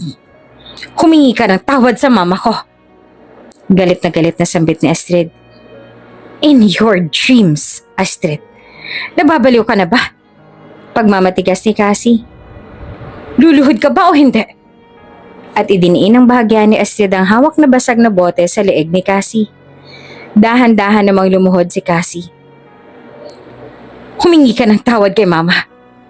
Galit na galit pa rin sambit ni Astrid. Tita Helen, I'm sorry. Mahinang sambit ni Cassie. Louder, Cassie, hindi ko naririnig. Sambit ni Astrid. Tita Helen, I'm sorry. Mali ako. Malakas sa sambit muli ni Cassie. Last chance mo na to, Cassie. Kapag ginawa mo pa to ulit, hindi na ako magdadalawang isip na idiretso na sa'yo alinman ang mahawakan kong patalim. Banta ni Astrid at akmang lalabas na sana. Pigilan niyo siya. Nagamit pa rin na malditang si Cassie. Humarang naman ang mga kaibigan ni Cassie nang biglang pumasok si Jonathan kasama ang bodyguard niya na si Elmer. Umarte naman si Cassie at tumakbo papunta kay Jonathan. Jonathan, tulungan mo ako. Papatayin ako ni Astrid. Pag-iinarte ni Cassie. Wala namang pakialam si Astrid sa pagpapapansin ni Cassie kaya diretso siyang lumabas mula ng VIP room. Sir, dumudugo po ang leeg ni Miss Cassie. Sabit ni Elmer. Lalo namang nag-inarte si Cassie at nagkunwaring nawala ng malay. Bring her to the hospital. Utos naman ni Jonathan kay Elmer. Bakit ang bodyguard niya lang magdadala sa akin sa ospital? Bakit hindi siya? Naiinis sa sambit ni Cassie sa kanyang isipan. Samantala ay sumunod pala si Jonathan kay Astrid. Naabutan niya agad ang dalaga at hinatak ang braso nito. Isinandal niya si Astrid sa pader. Bakit bigla ka nalang tatakbo? Pagkatapos magsaktan si Cassie? Tanong ni Jonathan. Bakit ba hindi mo siya dalhin sa ospital? Bakit andito ka pa ba sa harapan ko? Gusto mo ba siyang ipagigante? Gusto mo rin bang sugatan ang leeg ko? Naiinis na tanong ni Astrid. Away niyo yan. Hindi ako para makisali sa inyo. Tago naman ni Jonathan. So why are you here? Naiintrigang tanong ni Astrid. Sasagot na sana si Jonathan na may biglang tumawag sa kanya at kailangan niya nang bumalik ng opisina. Nang sumunod na araw ay nagmamadaling naglalakad si Cassie papasok ng mall nang may bigla siyang nakabangga na isang matanda. Shoot! Hindi ka ba marunong tumingin sa dinadaanan mo? Alam mo ba kung gano'ng kamahal ang suot ng damit ko? Kaya mo ba itong bayaran, ha? Singhal ni Cassie sa matanda. Sa halip na tulungan ito dahil napasubsob ang matanda sa semento. Iha, kailangan mo akong dalhin sa ospital. Sambit ng matanda na tila hirap huminga. Gumisi naman si Cassie. Anong sinasabi niyo? Are you trying to blackmail me? Tumayo ka nga dyan at huwag mo akong artehan. Singhal ni Cassie sa matanda. Ikaw ang bumangga sa akin. Imbes na humingi ka ng pasensya, tulungan ako makatayo dito, ay sinisingalan mo pa ako. Pagsisisihan mo ang ginawa mo. Nagalit na sabi ng matanda. Pagsisisihan? Ang isang matandang katulad mo? Nagpapatawa ka ba? Nakangising sambit naman ni Cassie. Ikaw? Ikaw? Tila nawawala na ng malay ang matanda dahil nahihirapan na itong huminga. Bigla naman napadaan si Astrid at nakita ang matanda na nakahandusay na sa may semento. Mabilis namang lumapit si Astrid at may kinuha sa kanyang bag. Isinubo niya ito sa matanda. Ngumisi naman si Cassie. Anong tingin mo sa sarili mo, Astrid? Doktor ka ba? Tanong ni Cassie na tila nang aasar. Wala ka bang awa, Cassie? Bakit nakatingin ka lang dyan habang nahihirapan yung matanda? Bakit hindi ka malang humingi ng tulong? Hindi mo ba alam ang salitang karma? Singhal ni Astrid kay Cassie. Hindi ko ata alam ang salitang yan at never ko pa yung narinig. Ikakasal na ako kay Jonathan at i-enjoy ko ang buhay bilang Villaruiz. I don't think that's karma. Yung karma na sinasabi mo, sa'yo yun na babagay. Malditang sambit naman ni Cassie. Wala namang kaalam-alam si Cassie na papalapit na si Jonathan sa kanila mula sa kanyang likod. Lola? Nag-aalalang lumapit si Jonathan sa matanda. Nataranta naman si Cassie nang marinig niyang tinawag itong lola ni Jonathan kaya naman tinulak niya si Astrid at siya nang pumalit sa pwesto ni Astrid na nasa harapan ng matanda. Elmer, tumawag ka ng ambulansya. Kailangan nating dalhin si Lola sa ospital. Utos pa ni Jonathan. Lola mo pala siya, Jonathan? Pagkukunwari ni Cassie na akala mo'y walang ginawa sa matanda. Tumango naman si Jonathan. Dadalhin ko sana siya sa ospital, Jonathan. Mabuti na lang at dumating ka. Paninindigan ni Cassie sa pagsisinungaling niya. Luminga naman si Jonathan kay Astrid. What are you doing here? Tanong ni Jonathan. Napadaan lang ako. Tugon ni Astrid nang bigla namang sumingit si Cassie. Jonathan, kailangan na nating dalhin si Lola sa ospital. Nangihina na siya. Hindi niya na mahihintay ang ambulansya. Singit pa ni Cassie. Oo, dumaan si Astrid. At imbis na tulungan niya kaming humingi ng tulong, ay may isinubo pa siya kay Lola na hindi ko malaman kung ano. She keeps on pressing Lola's mouth. Sinubukan ko siyang protektahan, Jonathan. Pagsisinungaling pa ni Cassie. Nakakatawa ka naman, Cassie. Wala ka talagang kaalam-alam sa medisina, no? Kung wala ka naiintindihan sa ginawa ko, I suggest pumunta ka sa brain clinic para ipa-check up yung utak mo. Sambit ni Astrid. Enough, Astrid. Binalingan ni Jonathan si Astrid. Ano ginawa mo sa lola ko? Ganyan ka ba talaga kadesperada, ha? Lahat gagawin mo para lang makuha ang atensyon ko? Dagdag pang singhal ni Jonathan. Naku, ang paka-feeling talaga. Naiinis sa sambit naman ni Astrid sa kanyang isipan. Umira pa si Astrid. Binigyan ko ng gamot ang lola mo para mailigtas ang buhay niya. Inataka siya sa puso at nagsasuffer ng cardiac arrest. Kung hindi dahil sa gamot na ibinigay ko, wala ding kwenta kahit dalhin niyo pa siya sa ospital. Tugon ni Astrid. Hinarap naman siya ni Cassie. Kinukulam mo ba si Lola? Gusto ko na siyang dalhin sa ospital pero pinigilan mo ko. Tapos nagpapaliwanag ka ng ganyan na akala mo ang dami mong alam. Kung gusto mo mapalapit sa fiancé ko, you don't need to be nasty. Nakakayamot na sabit ni Cassie. Kilabutan ka nga sa mga sinasabi mo, Cassie. Hindi mo ba alam na nakikita at naririnig ng Diyos sa mga pinagagagawa mo? Hindi ka ba natatakot na bigla ka na lang tamaan ng kidlat at ikamatay mo? Sambit naman ni Astrid. Ikaw? Singal ni Cassie kay Astrid nang biglang nagising ng matanda. Lola! Sambit naman ni Jonathan. Ungol naman na matanda. Halika Lola, malapit ang ambulansya. Kailangan madala na kita sa ospital. Sambit ni Jonathan habang tinutulungan ng matanda na tumayo. Kung hinintay ko pa ang pagdating mo, Apo, magiging huli na ang lahat para sa akin. Nangihinang sambit ng matanda. Pero nandito na po ako ngayon, Lola. Sambit ni Jonathan. Napatingin naman ng matanda kay Astrid. Ikaw ang nagligtas sa akin, hindi ba? Tanong ng matanda at kinuha ang kamay ni Astrid. Pero ako po ang sumagip sa inyo, Lola. Nagkakamali po kayo. Pagsisinungaling naman ni Cassie.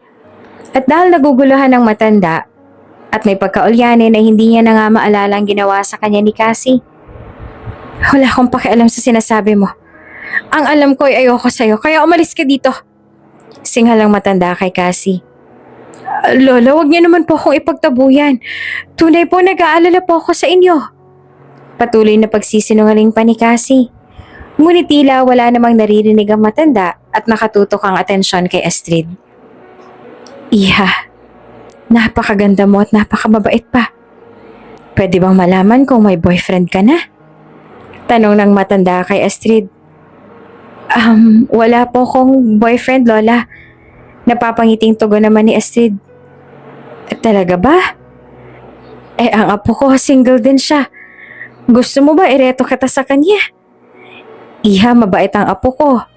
Sadyang palagi lamang siyang nakasimangot pero mabuti at busilak ang kanyang puso. Sambit ng matanda. Nanggigigil na naman si Cassie. Tama po kayo, Lola. Mukha po nakakatakot ang mga mata ni Jonathan dahil palagi nakasimangot. Pero bukod po doon, wala na po ako makitang masama sa kanya. Nakangiting sambit ni Astrid. Tila namula naman si Jonathan sa sinabi ni Astrid. Astrid, anong sinasabi mo? Nahihiyang tanong naman ni Jonathan. Ayan ang sinasabi ko, Jonathan. Nakangiting tugon ni Astrid na tila naghaharutan na ang dalawa. Lalo namang umusok ang ilong ni Cassie. Lola, kung ano man po nasabi ko kanina, kalimutan na po natin yon. Hindi ko naman po maaatim na pabayaan kayo. Patawarin niyo po ako, Lola. Sambit pa ni Cassie. Umirap ang matanda kay Cassie. Layuan mo siya, Jonathan. Hindi siyang babaeng dapat mong nakakasama. Galit na singhal ng matanda. Lola, kailangan na po namin kayong madala sa ospital. Sambit naman ni Jonathan. Gusto kitang kasama, Iha. Yaya ng matanda kay Astrid. Cassie, si Astrid na lang isasama namin.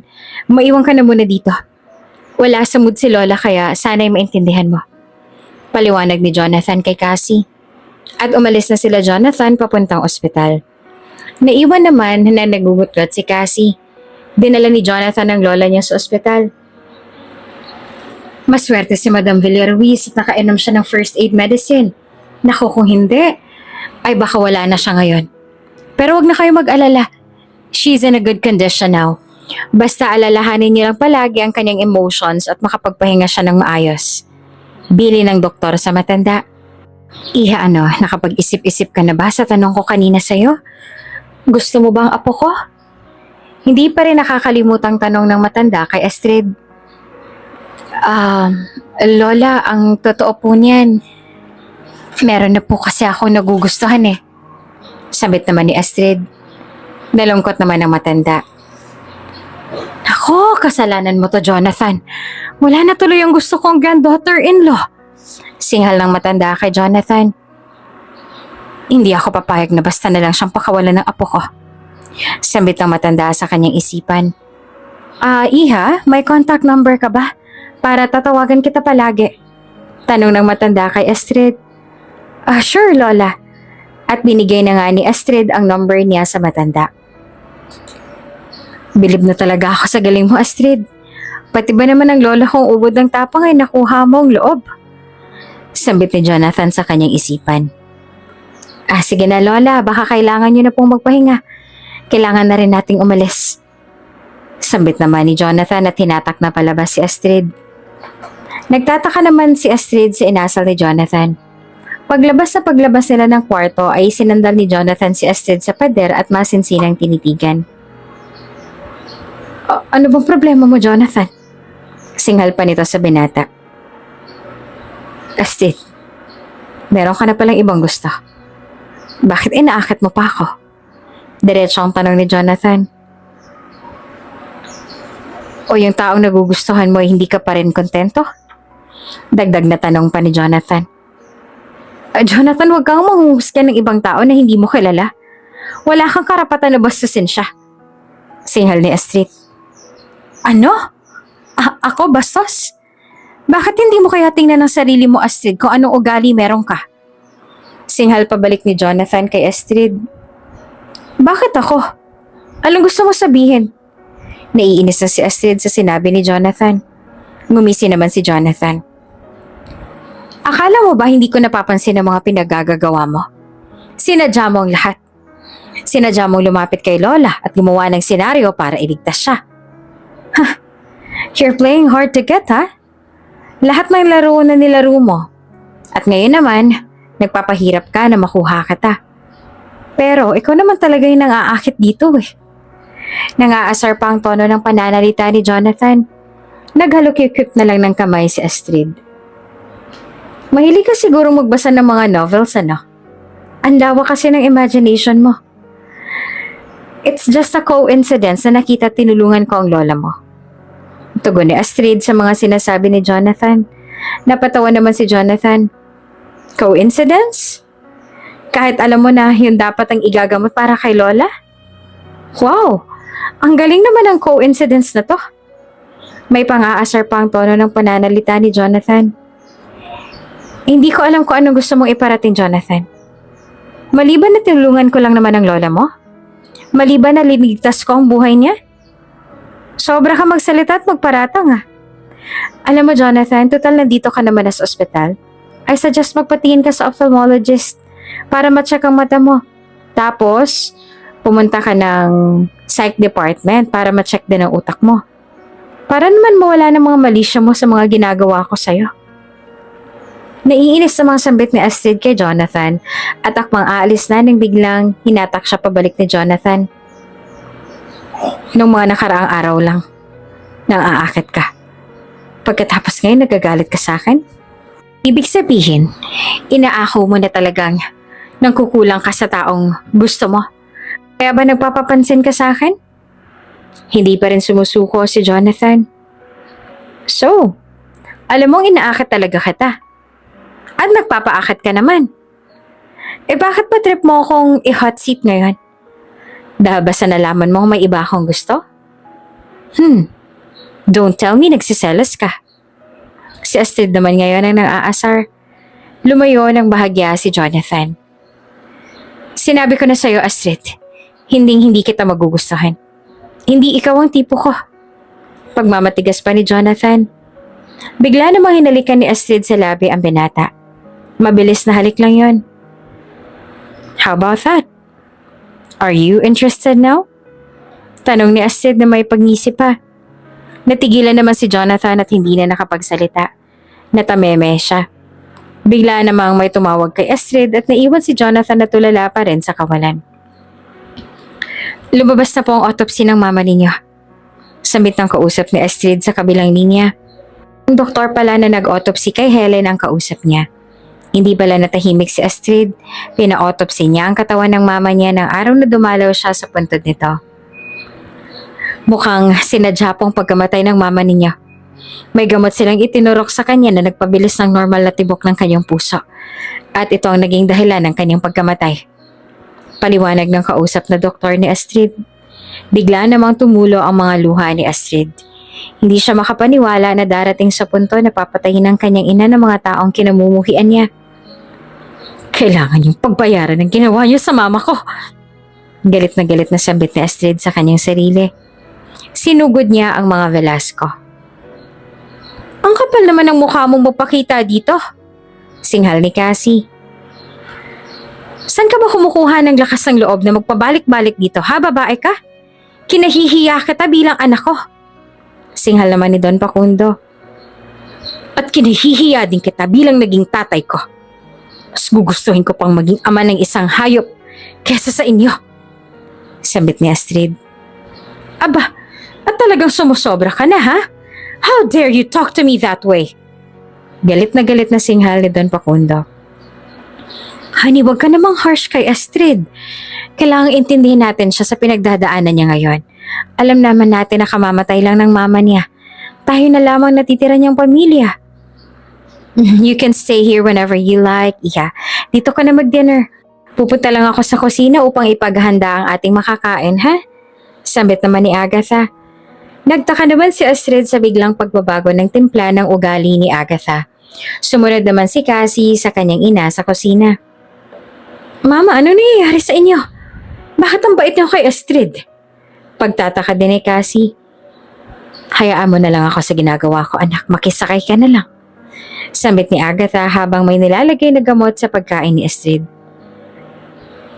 Anong ginagawa mo, ma? Tanong ni Cassie. Hindi mo ba nakikita, anak? Ito ang dahilan kung bakit kailangan maging mabait tayo sa kanya ngayon.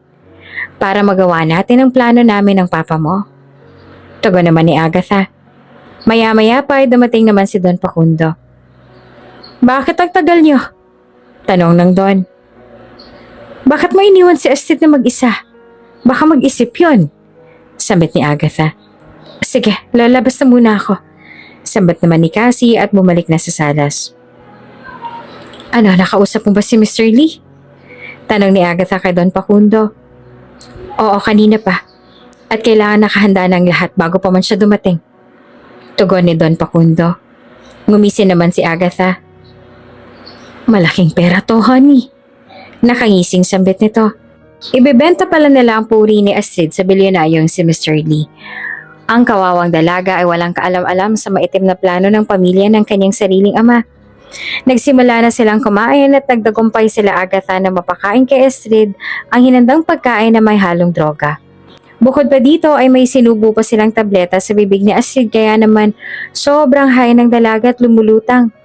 Dinala nila si Astrid sa hotel kung saan ay naroon si Mr. Lee at hinihintay na ang pagdating ng dalaga. Tinawagan naman ni Cassie si Jonathan upang magkita sila sa hotel at masaksihan ng binata ang pagiging lutang nito kasama ang ibang lalaki. Hindi ba si Astrid yan? Ay, totoo nga ang mga sabi-sabi.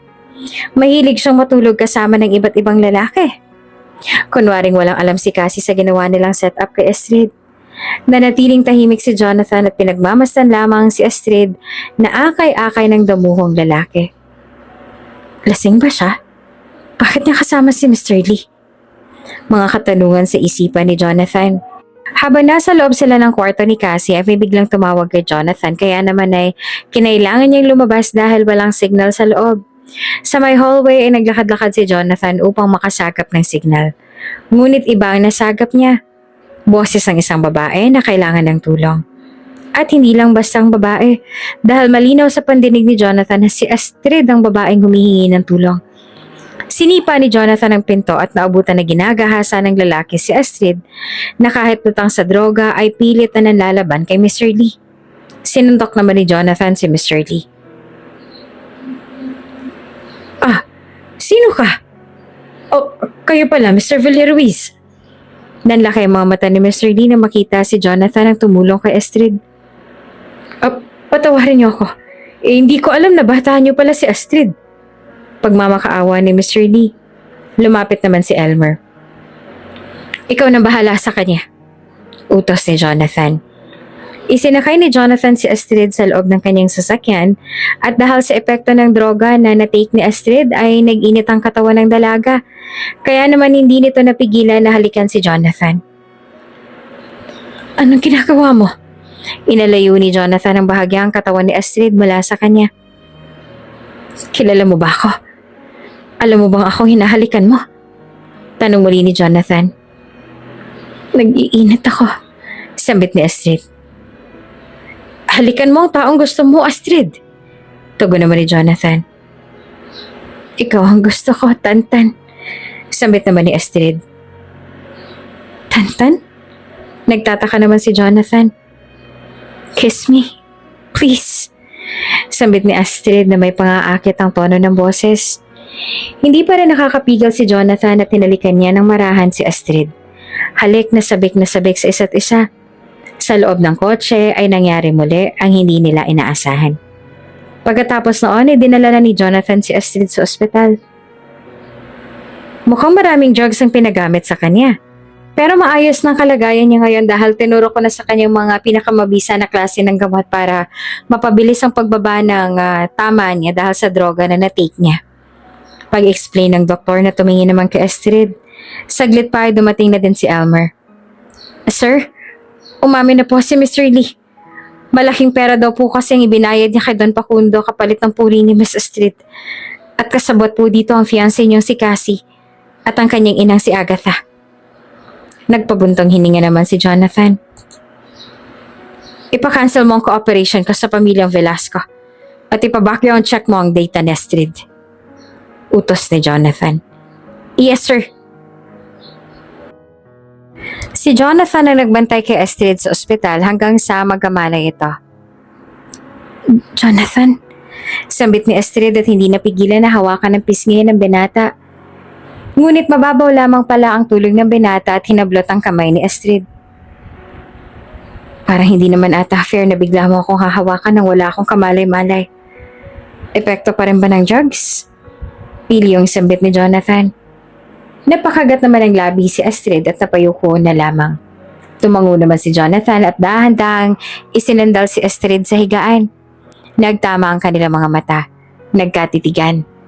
Napakalapit ang mukha nila sa isa't isa. Saglit pa ay dahan-dahang lumapat ang labi ni Jonathan sa labi ni Astrid.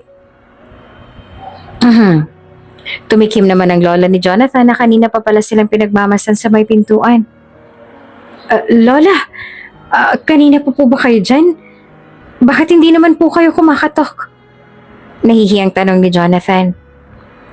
Wala naman ako nakita eh. Sige lang. Natatawang tugon ng makulit na matanda. Akmang aalis na sana ang matanda, ngunit nilapitan nito ni Jonathan at pinapasok sa kwarto. Dumito na muna kayo, Lola. Anyaya ni Jonathan. Lola, kamusta na po ang pakiramdam ninyo? Okay na po ba kayo? Nakangiting bati ni Astrid sa matanda. Okay naman ako ngayon. Sinabi sa akin ni Jonathan na may sakit ka daw kaya nag-alala ko at pinuntahan kita, iha. Tugon ng matanda. Maliit na problema lang po yun, Lola. Huwag po ninyo akong isipin. Nakangiting sambit naman ni Astrid. Lumapit ang matanda kay Jonathan at bumulong. Hoy, apo.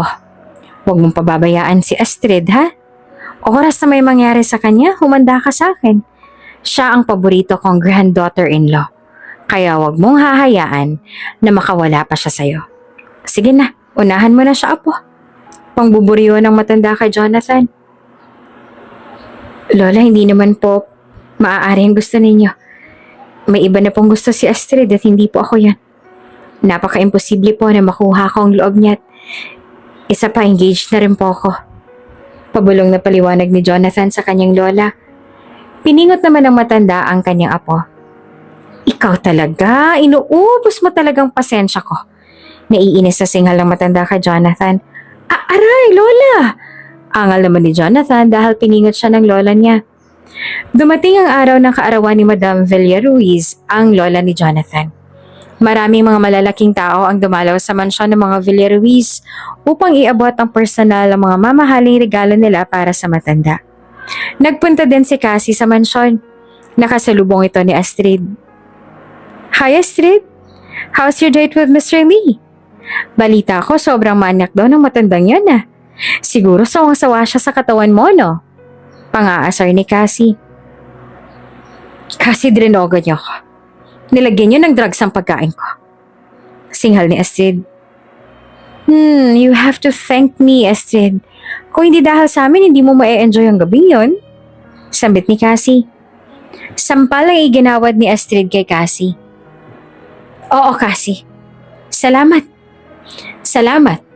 Kasi dinala mo rin si Jonathan ng gabing yan. At alam mo ba? Hindi na tuloy ang balak sa akin ni Mr. Lee. Dahil dumating si Jonathan para iligtas ako. Nakangising sambit ni Astrid. Imposible. Umalis na si Jonathan ng gabing yun dahil may urgent work siya. Kaya paano kanya maililigtas? Naiinis sa singhal ni Cassie. Ngumisi muli si Astrid. Cassie, alam mo ba kung ilang taling meron si Jonathan sa katawan? May laman ang tanong ni Astrid. Hindi naman makasagot si Cassie. Hindi ba't fiancé mo si Jonathan? Bakit hindi mo alam kung ilang taling niya sa katawan? Hindi ba dapat ikaw ang nakakaalam nun?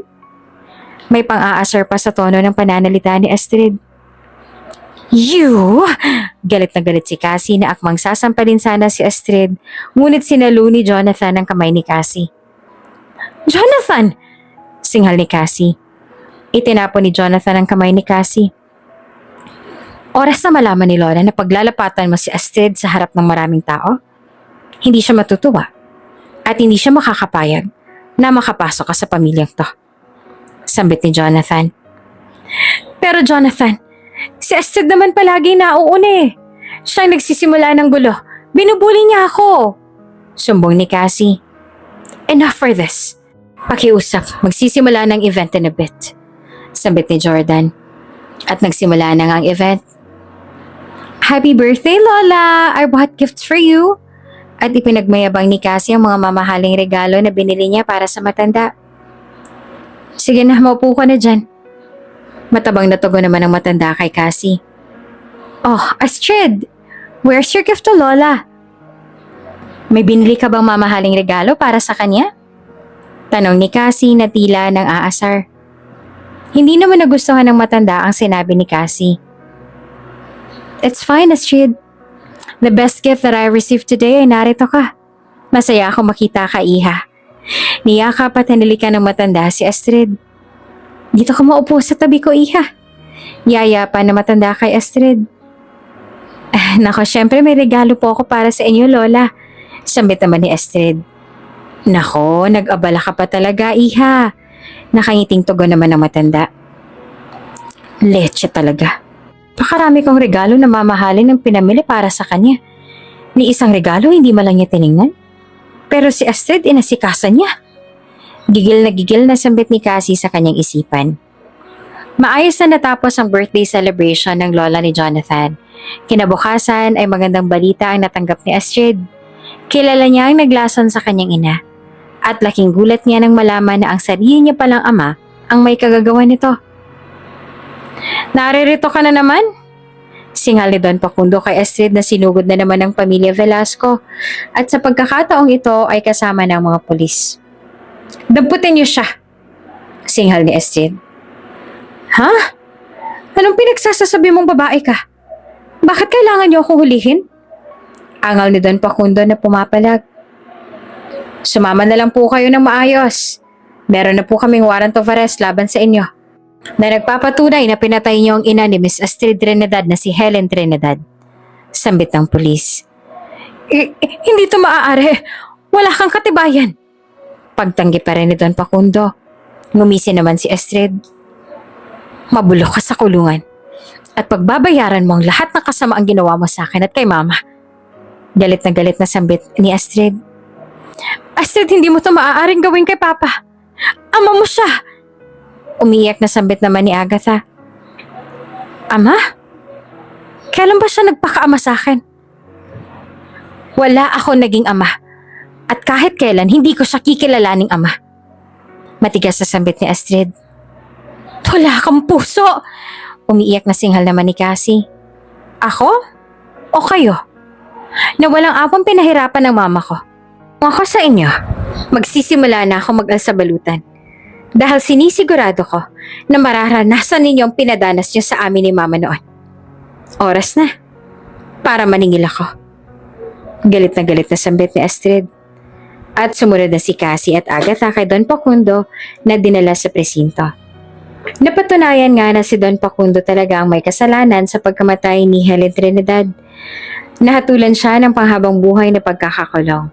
At ang mag-inang Cassie at Agatha naman ay naghirap dahil sa nabaon ng pamilya nila sa utang. Maging ang mansyon ay nakuha na rin ng bangko. Ngunit iba pala talaga ang taglay ng jade na hawak ni Cassie dahil ito pala ang makakapagpabago ng buhay niya na dapat ay para kay Astrid. Paano na tayo, Mama? Umiiyak na tanong ni Cassie sa ina habang inilalabas ang mga gamit sa mansyon. Huwag kang mawawalan ng pag-asa, anak. Tandaan mo, ikakasal pa kayo ni Jonathan. Magiging okay din ang lahat. Sambit ni Agatha habang yakap ang anak na si Cassie. Maya-maya pa ay dumating na ang isang sasakyan. Bumaba ang isang lalaki na may kasamang isang matanda. Good morning. Ako si Henry at siya si Don Felix Trinidad. Narito kami para malaman kung dito pa rin nakatira si Helen Trinidad. Tanong ng binata. Nagkatingin na naman ang mag-inang Agatha at Cassie. Si Don Trinidad, ang isa sa pinakamayamang don ng bansa. At bakit niya hinahanap ang pesteng Helen na yon? Tanong ni Agatha sa kanyang isipan. Kilala ko si Helen Trinidad. Bakit niyo siya hinahanap at anong sadya ninyo? Tugon ni Agatha. Hinahanap namin ang jade na pendant na to. Ipinakita ni Henry ang isang larawan ng jade na pendant. Nanlaki naman ang mga mata ni Cassie. Ako ang may-ari ng jade na pendant na yan. At inilabas ni Cassie ang pendant mula sa kanyang bag. Ikaw? Paano mo nakuha ang pendant na to? Tanong ni Don Felix. Tumingin naman si Cassie sa inang si Agatha. Binigay yan sa kanya ng kanyang ina, si Helen Trinidad. Pagsisinungaling ni Agatha. Sumenyas naman si Agatha sa mata ni Cassie. Opo, binigay po sa akin yan ng aking ina, na si Helen Trinidad. Pinanindigan naman ni Cassie ang kasinungalingan ng kanyang ina. Ikaw nga. Ikaw ang nawawalang apo ko. Mangiyak-ngiyak na sambit ni Don Felix. Niyakap nito ng mahigpit si Cassie. Sa pag-aakalang ito nga ang kanyang nawawalang apo. Bigla namang dumating si Astrid at nasaksihan ng pagsisinungaling ng mag-inang Cassie at Agatha. Hinablat niya ang jade na pendant kay Cassie. Ako ang nagmamayari ng pendant na yan, Cassie. At ako ang anak ni Helen Trinidad. Hindi ikaw. Ano namang kasinungalingan to? Galit na singhal ni Astrid. Binawi naman ni Cassie ang pendant na hawak ni Astrid. Akin na yan! Bakit bang hilig-hilig mong magpanggap ha, Astrid? Lahat na lang kinainggitan mo sa akin. Pati ba naman ang pagpapanggap bilang anak ni Helen Trinidad paninindigan mo? Respeto mo naman ang kaluluwa ng mama ko. Umiiyak na sambit ni Cassie upang mas maging makatotohanan ang kanyang pagpapanggap. Nagkaroon na nga ng pagdududa si Henry. Tama na. Kumuha tayo ng DNA test para malaman natin kung sino talaga nagsasabi ng totoo sa inyo. At nagpasya na nga si Don Felix na ipa-DNA test sina Cassie at Astrid. Pagkalipas lamang ng halos isang linggo ay dumating na ang resulta ng DNA test ng dalawa. Kabadong-kabado si Cassie sa maaaring maging reaksyon ng Don oras sa malamang nagsisinungaling siya. Samantalang confident naman si Astrid sa sarili niya na siya ang tunay na apo ni Don Felix. Ngunit sa hindi maipaliwanag na dahilan ay isang hagupit na sampal ang iginawad sa kanya ni Don Felix. Paano mo naaatim na magsinungaling? At ipinagpipilitan mo pang sarili mong parte ka ng pamilyang to? Ang lakas ng loob mo sabihin na ikaw ang nawawalang apo ko. Isa kang desperada. I want you out of my mansion. Now! Galit na singhal ni Don Felix. Kinuha naman ni Astrid ang resulta ng DNA test at kitang-kita na wala ni 1% ng dugo na meron siya ng pamilya Trinidad. Nakangisi naman ang mag-inang Cassie at Agatha na dinaya pala ang DNA test upang lumabas na positive ay si Cassie at hindi si Astrid. May inutusan pala si Agatha upang pagpalitin ang resulta ng DNA test ng dalawa. Kayong may kagagawa nito. May ginawa na naman kayong kababalaghan dito. Mga demonyo talaga kayo. Nagwawala na si Astrid. Ilabas niyo siya. Utos ni Don. At inilabas si Astrid ng mga tauhan ni Don. Abot hanggang langit ang ngiti ng mag-inang Cassie at Agatha. Samantalang meron pa rin pagdududa sa isip ni Henry ang kanang kamay ni Don Felix. Merong hindi tama. Kailangan ko mag-imbestiga. Sambit ni Henry sa kanyang isipan. Ang kawawang si Astrid ay napahagulhol na lamang nang mapalaya sa mansyon ng sarili niyang lolo. Ni hindi malay niya na ipagtanggol ang kanyang sarili. Habang nasa daan ay may humintong sasakyan sa kanyang harapan. Nagbukas ang bintana ng sasakyan at mukha ni Jonathan ang bumungad sa kanya. Hopin! Sambit ng binata. Sumakay naman si Astrid. Ano nangyari sa'yo, Astrid? Bakit ka umiiyak? Nag-aalalang tanong ni Jonathan. Umiling-iling si Astrid. Paano kita matutulungan kung hindi mo sasabihin ko anong problema mo? Naiinis sa sambit ni Jonathan. Bakit parang sira ang aircon ng sasakyan, Elmer? Ang init. Singhal ni Jonathan na diretsong nagubad. Nanlaki naman ang mga mata ni Astrid sa mga ginawa ni Jonathan. Ano? Kala mo naman ngayon mo lang to nakita. Pilyang sabi naman ni Jonathan. Napatingin naman si Elmer sa may salamin at napangisi. Oo, Nagkadaupang palad na sina Astrid at Jonathan, ngunit hindi niya namamalayan kung gaanong kaganda ang katawan ng binata lalo na sa liwanag. Ngunit may isang bagay na nakapukaw ng pansin ni Astrid. May peklat si Jonathan sa kanyang dibdib. Sambit ni Astrid sa kanyang isipan. Biglang nag-flashback kay Astrid ang nakaraan. "Kamusta ka na, Tantan?" Tanong ng batang si Astrid. "Eto, medyo okay na. Namiss kita 2 days. Namiss ko yung paglalaro natin." Tugon naman ni Tantan. True this ang naging palayaw ni Astrid noong bata pa siya. "Pwede ka na ba maglaro ulit? Hindi ba masakit yung sugat mo sa dibdib?" Nag-aalalang tanong ni Astrid. "Hindi na, kahit tignan mo pa. Peklat na lang yung sugat ko sa dibdib oh." Tugon ni Tantan at ipinakita ang peklat niya kay Astrid. Parehong-pareho ng peklat ni Jonathan at Tantan. Kaya naging malaking katanungan kay Astrid yan. Si Jonathan at Tantan ay iisa? Tanong ni Astrid sa kanyang isipan. "Hoy, natutunaw ako niyan." Sambit ni Jonathan na nakabihis na pala ng t-shirt. Jonathan, pwede ko bang malaman kung paano mo nakuha yung peklat mo sa dibdib?" Diniretsyong tanong ni Astrid si Jonathan. I got this in a car accident when I was young."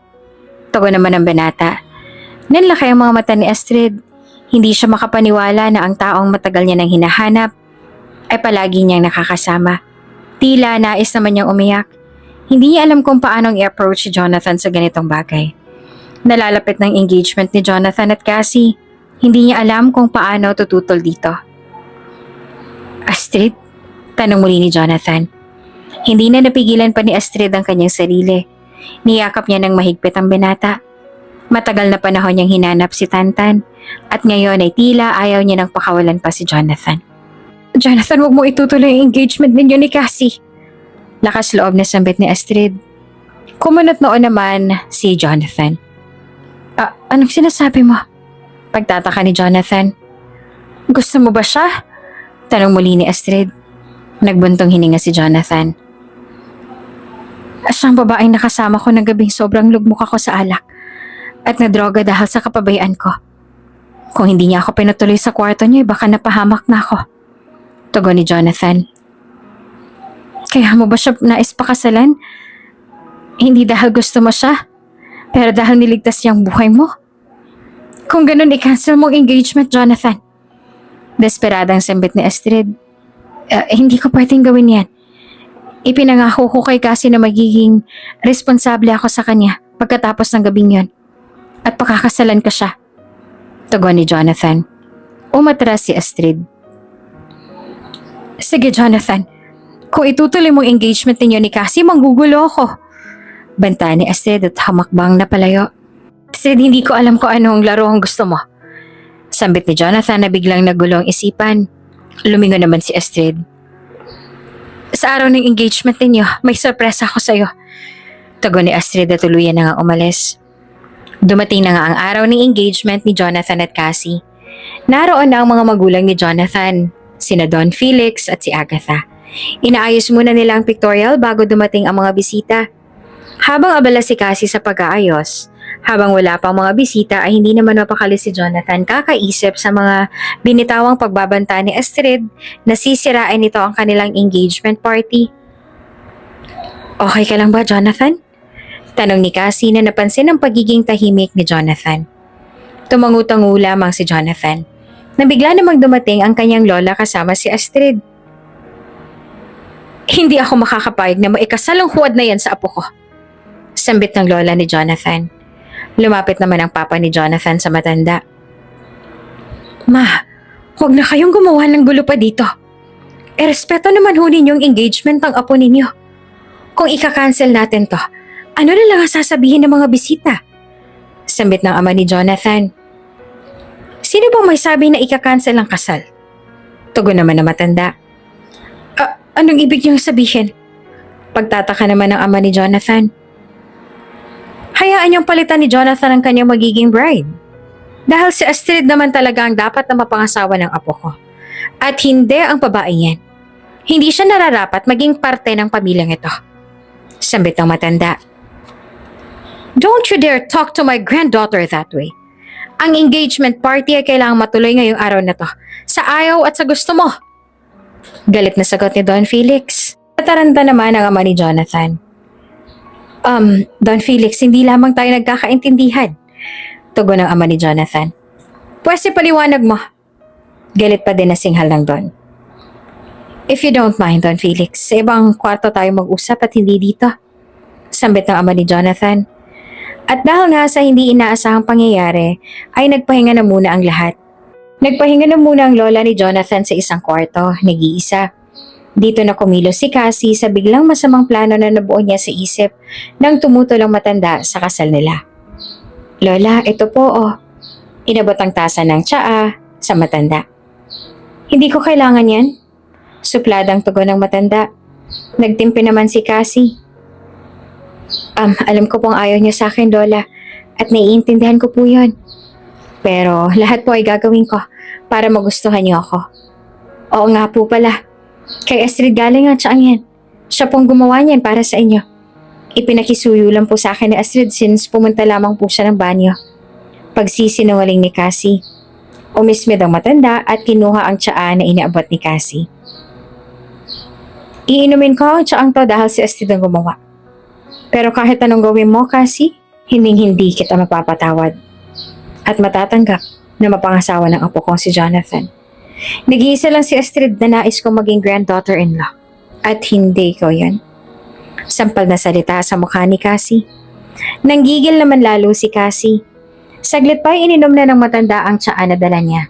Nakaramdam ng paninikip ng dibdib ang matanda. Hindi ako makahinga. Ano ginawa mo? Naghihingalong singalang matanda kay Cassie. Ngumisi naman si Cassie. Ano bang kayang gawin ng isang matandang katulad mo? Walang makakapigil sa engagement namin ni Jonathan. Rest in peace, Lola. Sabit ni Cassie at iniwan ang matandang naghihingalo sa kwarto na iyon. Siyang pagdating naman ni Astrid at naabutang naghihingalo ang matanda. Lola, ano nangyayari sa inyo? Nag-aalalang tanong ni Astrid. Kailangan mo na umalis. Isi-set up ka ni Cassie. At nawala na nga ng malay ang matanda. Lola, hindi kita maintindihan. Ano po ang sinasabi ninyo? Lola! Natataranta na si Astrid. Sinek agad ni Astrid ang pulse ng matanda at alam niya agad na strong toxin ang pinainom sa matanda.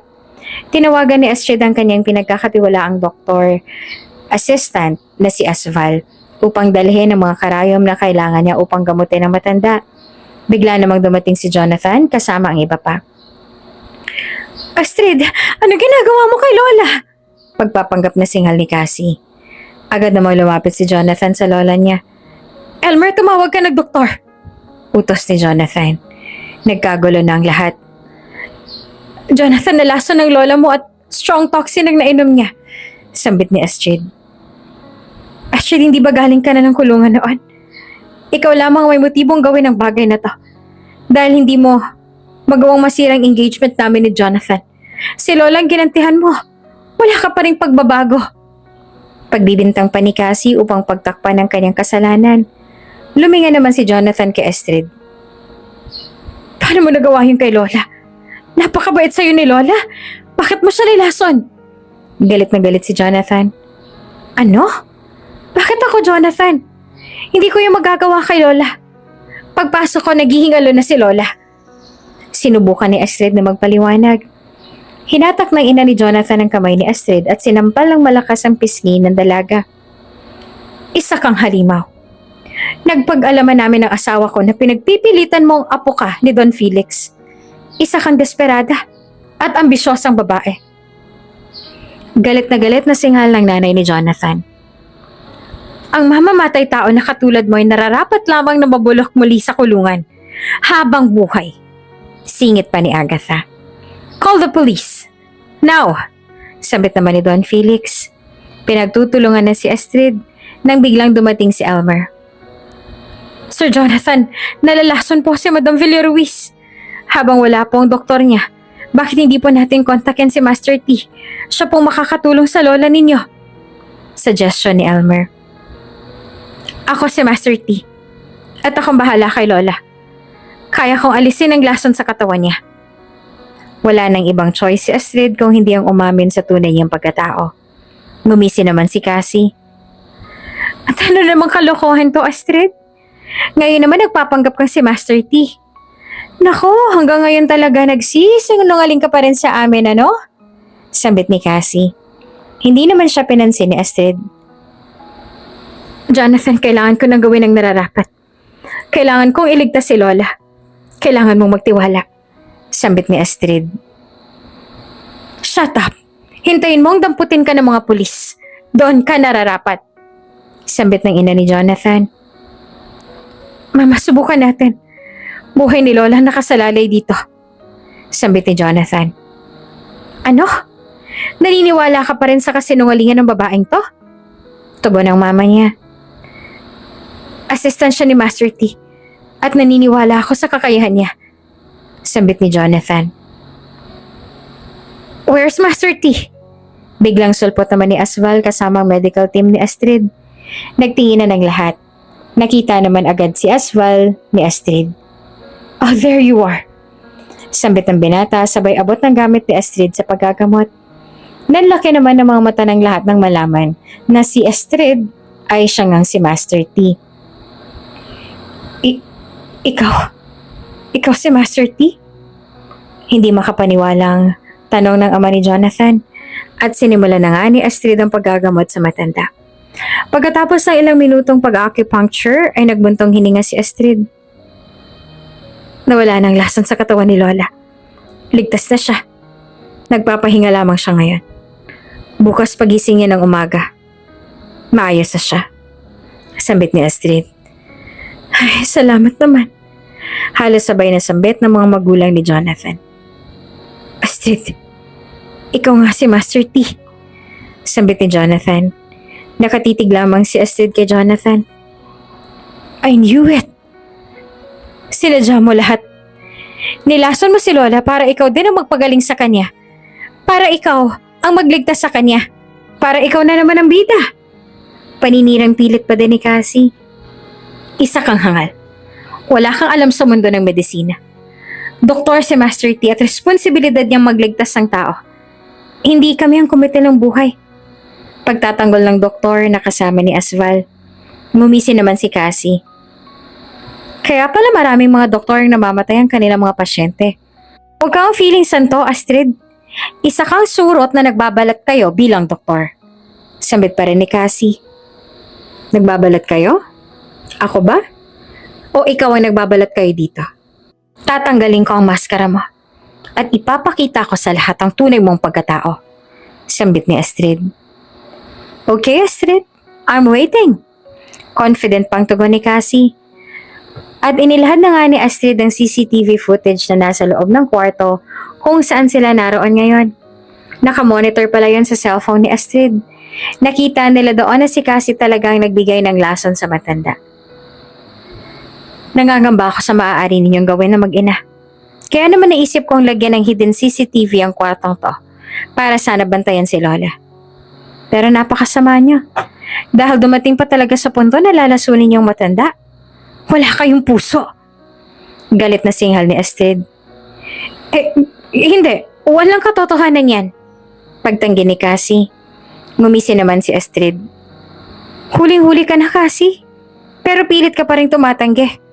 Sambit ni Astrid. Hindi naman alam ni Cassie ang gagawin. Natataranta na siya. Lolo, walang katotohanan ng lahat ng yan. Dinadaya lang tayo ni Astrid. Gusto niya lang ako i-set up. Umiiyak na paghingi ng tulong ni Cassie kay Don Felix. Lahat na lang kaya mong gawin. Ano pa bang kasinungalingan mo para lubos-lubusin mo na? Singhal ni Don Felix kay Astrid. Don Felix! At bigla namang dumating si Henry. Nagkamali tayo. Ito ang tunay na resulta ng DNA test ni Cassie at Astrid. Hindi mo tunay na apo si Cassie. At si Astrid. Siya ang nagsasabi ng totoo. Siya ang anak ni Helen Trinidad. Siya ang nawawala mong apo. Sa wakas ay lumabas na rin ang katotohanan. Ano? Gulat na sambit ni Don Felix. Tiningnan nandun ang mga papel na dala ni Henry. Paano ninyo nagawang gawin akong tanga sa katotohanan at dayain ang mga resulta, ha? Hindi naman makapaniwala si Don Felix na naloko siya. Umamin ng doktor na binayaran daw siya ni Agatha para pagpalitin ang kanilang mga blood samples. Paliwanag pa ni Henry. Hindi. Nagkakamali ka. Ako ang anak ni Helen Trinidad. Pinagpipilitan pa rin ni Cassie ang kanyang kasinungalingan. Isang hagupit na sampal ang tugon sa kanya ni Henry, nagigil sa ginawa nilang mag-ina. Do not deserve anything from this family. Wala ka sa kalingkingan ni Lady Helen, lalo na sa tunay niyang anak na si Astrid. Sambit ni Henry. Lolo, huwag kang maniwala sa kanila. Ako ang tunay mong apo. Umiiyak na pagmamakaawa ni Cassie. Ikaw ang halimaw. Ikaw palang sinungaling dito. Ikaw ang nagbabalat kayo. Ambisyosa. Papapatay kita. Galit na galit si Don Felix na nasasaktan sana si Cassie nang bigla namang humarang si Agatha at niyakap si Cassie. Tama na! Umiiyak na sabit ni Agatha. Agatha and Cassie, kailangan niyong pagbayaran ang lahat ng kasalanan at kasinungalingang ginawa ninyo.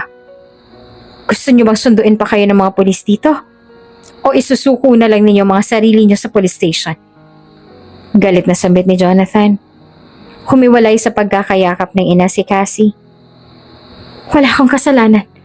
Siya ang nagtulak sa akin para gawin ang lahat ng to. Pagduduro ni Cassie kay Agatha. Cassie, mama mo ko. Bakit kailangan mong itapon sa akin lahat ng kasalanan mo? Sambit ni Agatha. Umalis na kayo dito. Galit na singal ni Jonathan. Kinaladkad palabas ang mag-inang Cassie at Agatha. Astrid, apo. Hiyang-hiyang hinarap ni Don Felix si Astrid. Patawarin mo ako. Nabulag ako sa katotohanan at hindi ko malang naramdaman na totoo ang sinasabi mo. Ni hindi ko malang pinairal ang lukso ng dugo na nararamdaman ko sa'yo. Umiiyak na sambit ng Don. Lolo, hindi niyo kailangang humingi ng tawad. Kalimutan na po natin ang nangyari. Ang importante ngayon ay alam na ninyo ang katotohanan. Tugon ni Astrid. Pupuntahan natin si Mama dahil alam kong miss na miss ka na niya. Sasamahan kita sa puntod niya. Kahit kailan na gusto mo, Lolo. Dagdag pa ni Astrid. Miss na miss ko na siya, apo. At niyakap ni Astrid si Don Felix. Natuloy pa din ang engagement. Ngunit hindi na si Cassie ang bride kung hindi si Astrid. Masayang nakiselebrate ang malalaking tao sa industriya. Masaya din ang mga magulang ni Jonathan, lalo na ang kanyang lola. Ganon din si Don Felix. Sa'yo palang kalahating jade ng pendant na inaangkin ni Cassie. Kaya ikaw talagang babae nagligtas ng buhay ko nung araw na yon. Sabit ni Jonathan. Hindi ka na makakatakas sa akin ngayon, Jonathan. Niligtas kita. Kaya kailangan mo talaga akong pakasalan. Nakangiting tugon naman ni Astrid. Hinaplos ni Jonathan ang makinis na pisngi ni Astrid. Bukod sa pagiging Master T, ano pa ba mga hindi mo sinasabi sa akin? Tanong ni Jonathan. Well, ikaw na yung matagal kong hinahanap na kababata na si Tantan. Ako si Trudis, na kaibigan mo ng mga bata pa tayo. Nakuha mo ang sugat na yan dahil aksidente tayo sa sasakyan at niligtas mo ang buhay ko. Tugon ni Astrid. Oo, Trudis, ikaw nga. Kaya pala sobrang lapit ng puso ko sa'yo. Simula pagkabata, ikaw pala talagang destiny ko. Sambit ni Jonathan. Siniil ng halik ni Jonathan ang magagandang labi ni Astrid. Nagpatuloy sila sa kanilang buhay pagkatapos ng engagement. Mas lalong nagtibay ang pagsasama ni na Astrid at Jonathan. Naghirap naman ang mag-inang Cassie at Agatha dahil sa ganid sa pera ay lupa pa rin ang kanilang kinalagpakan at inilubog ng mataas nilang ambisyon na kinain ang kanilang mga buhay. Ang kwentong ito ni Astrid ay nagpapatunay lamang na kahit anong hirap ang danasin mo sa buhay mo, as long as busilak ang puso mo sa pagtulong sa tao ay iaangat ka ng Panginoon at hindi ka pababayaan. Naghirap man si Astrid sa una ay nakamit pa rin niya sa huli ang kaligayahang nararapat para sa kanya, sa piling ng taong tunay na nagmamahal sa kanya.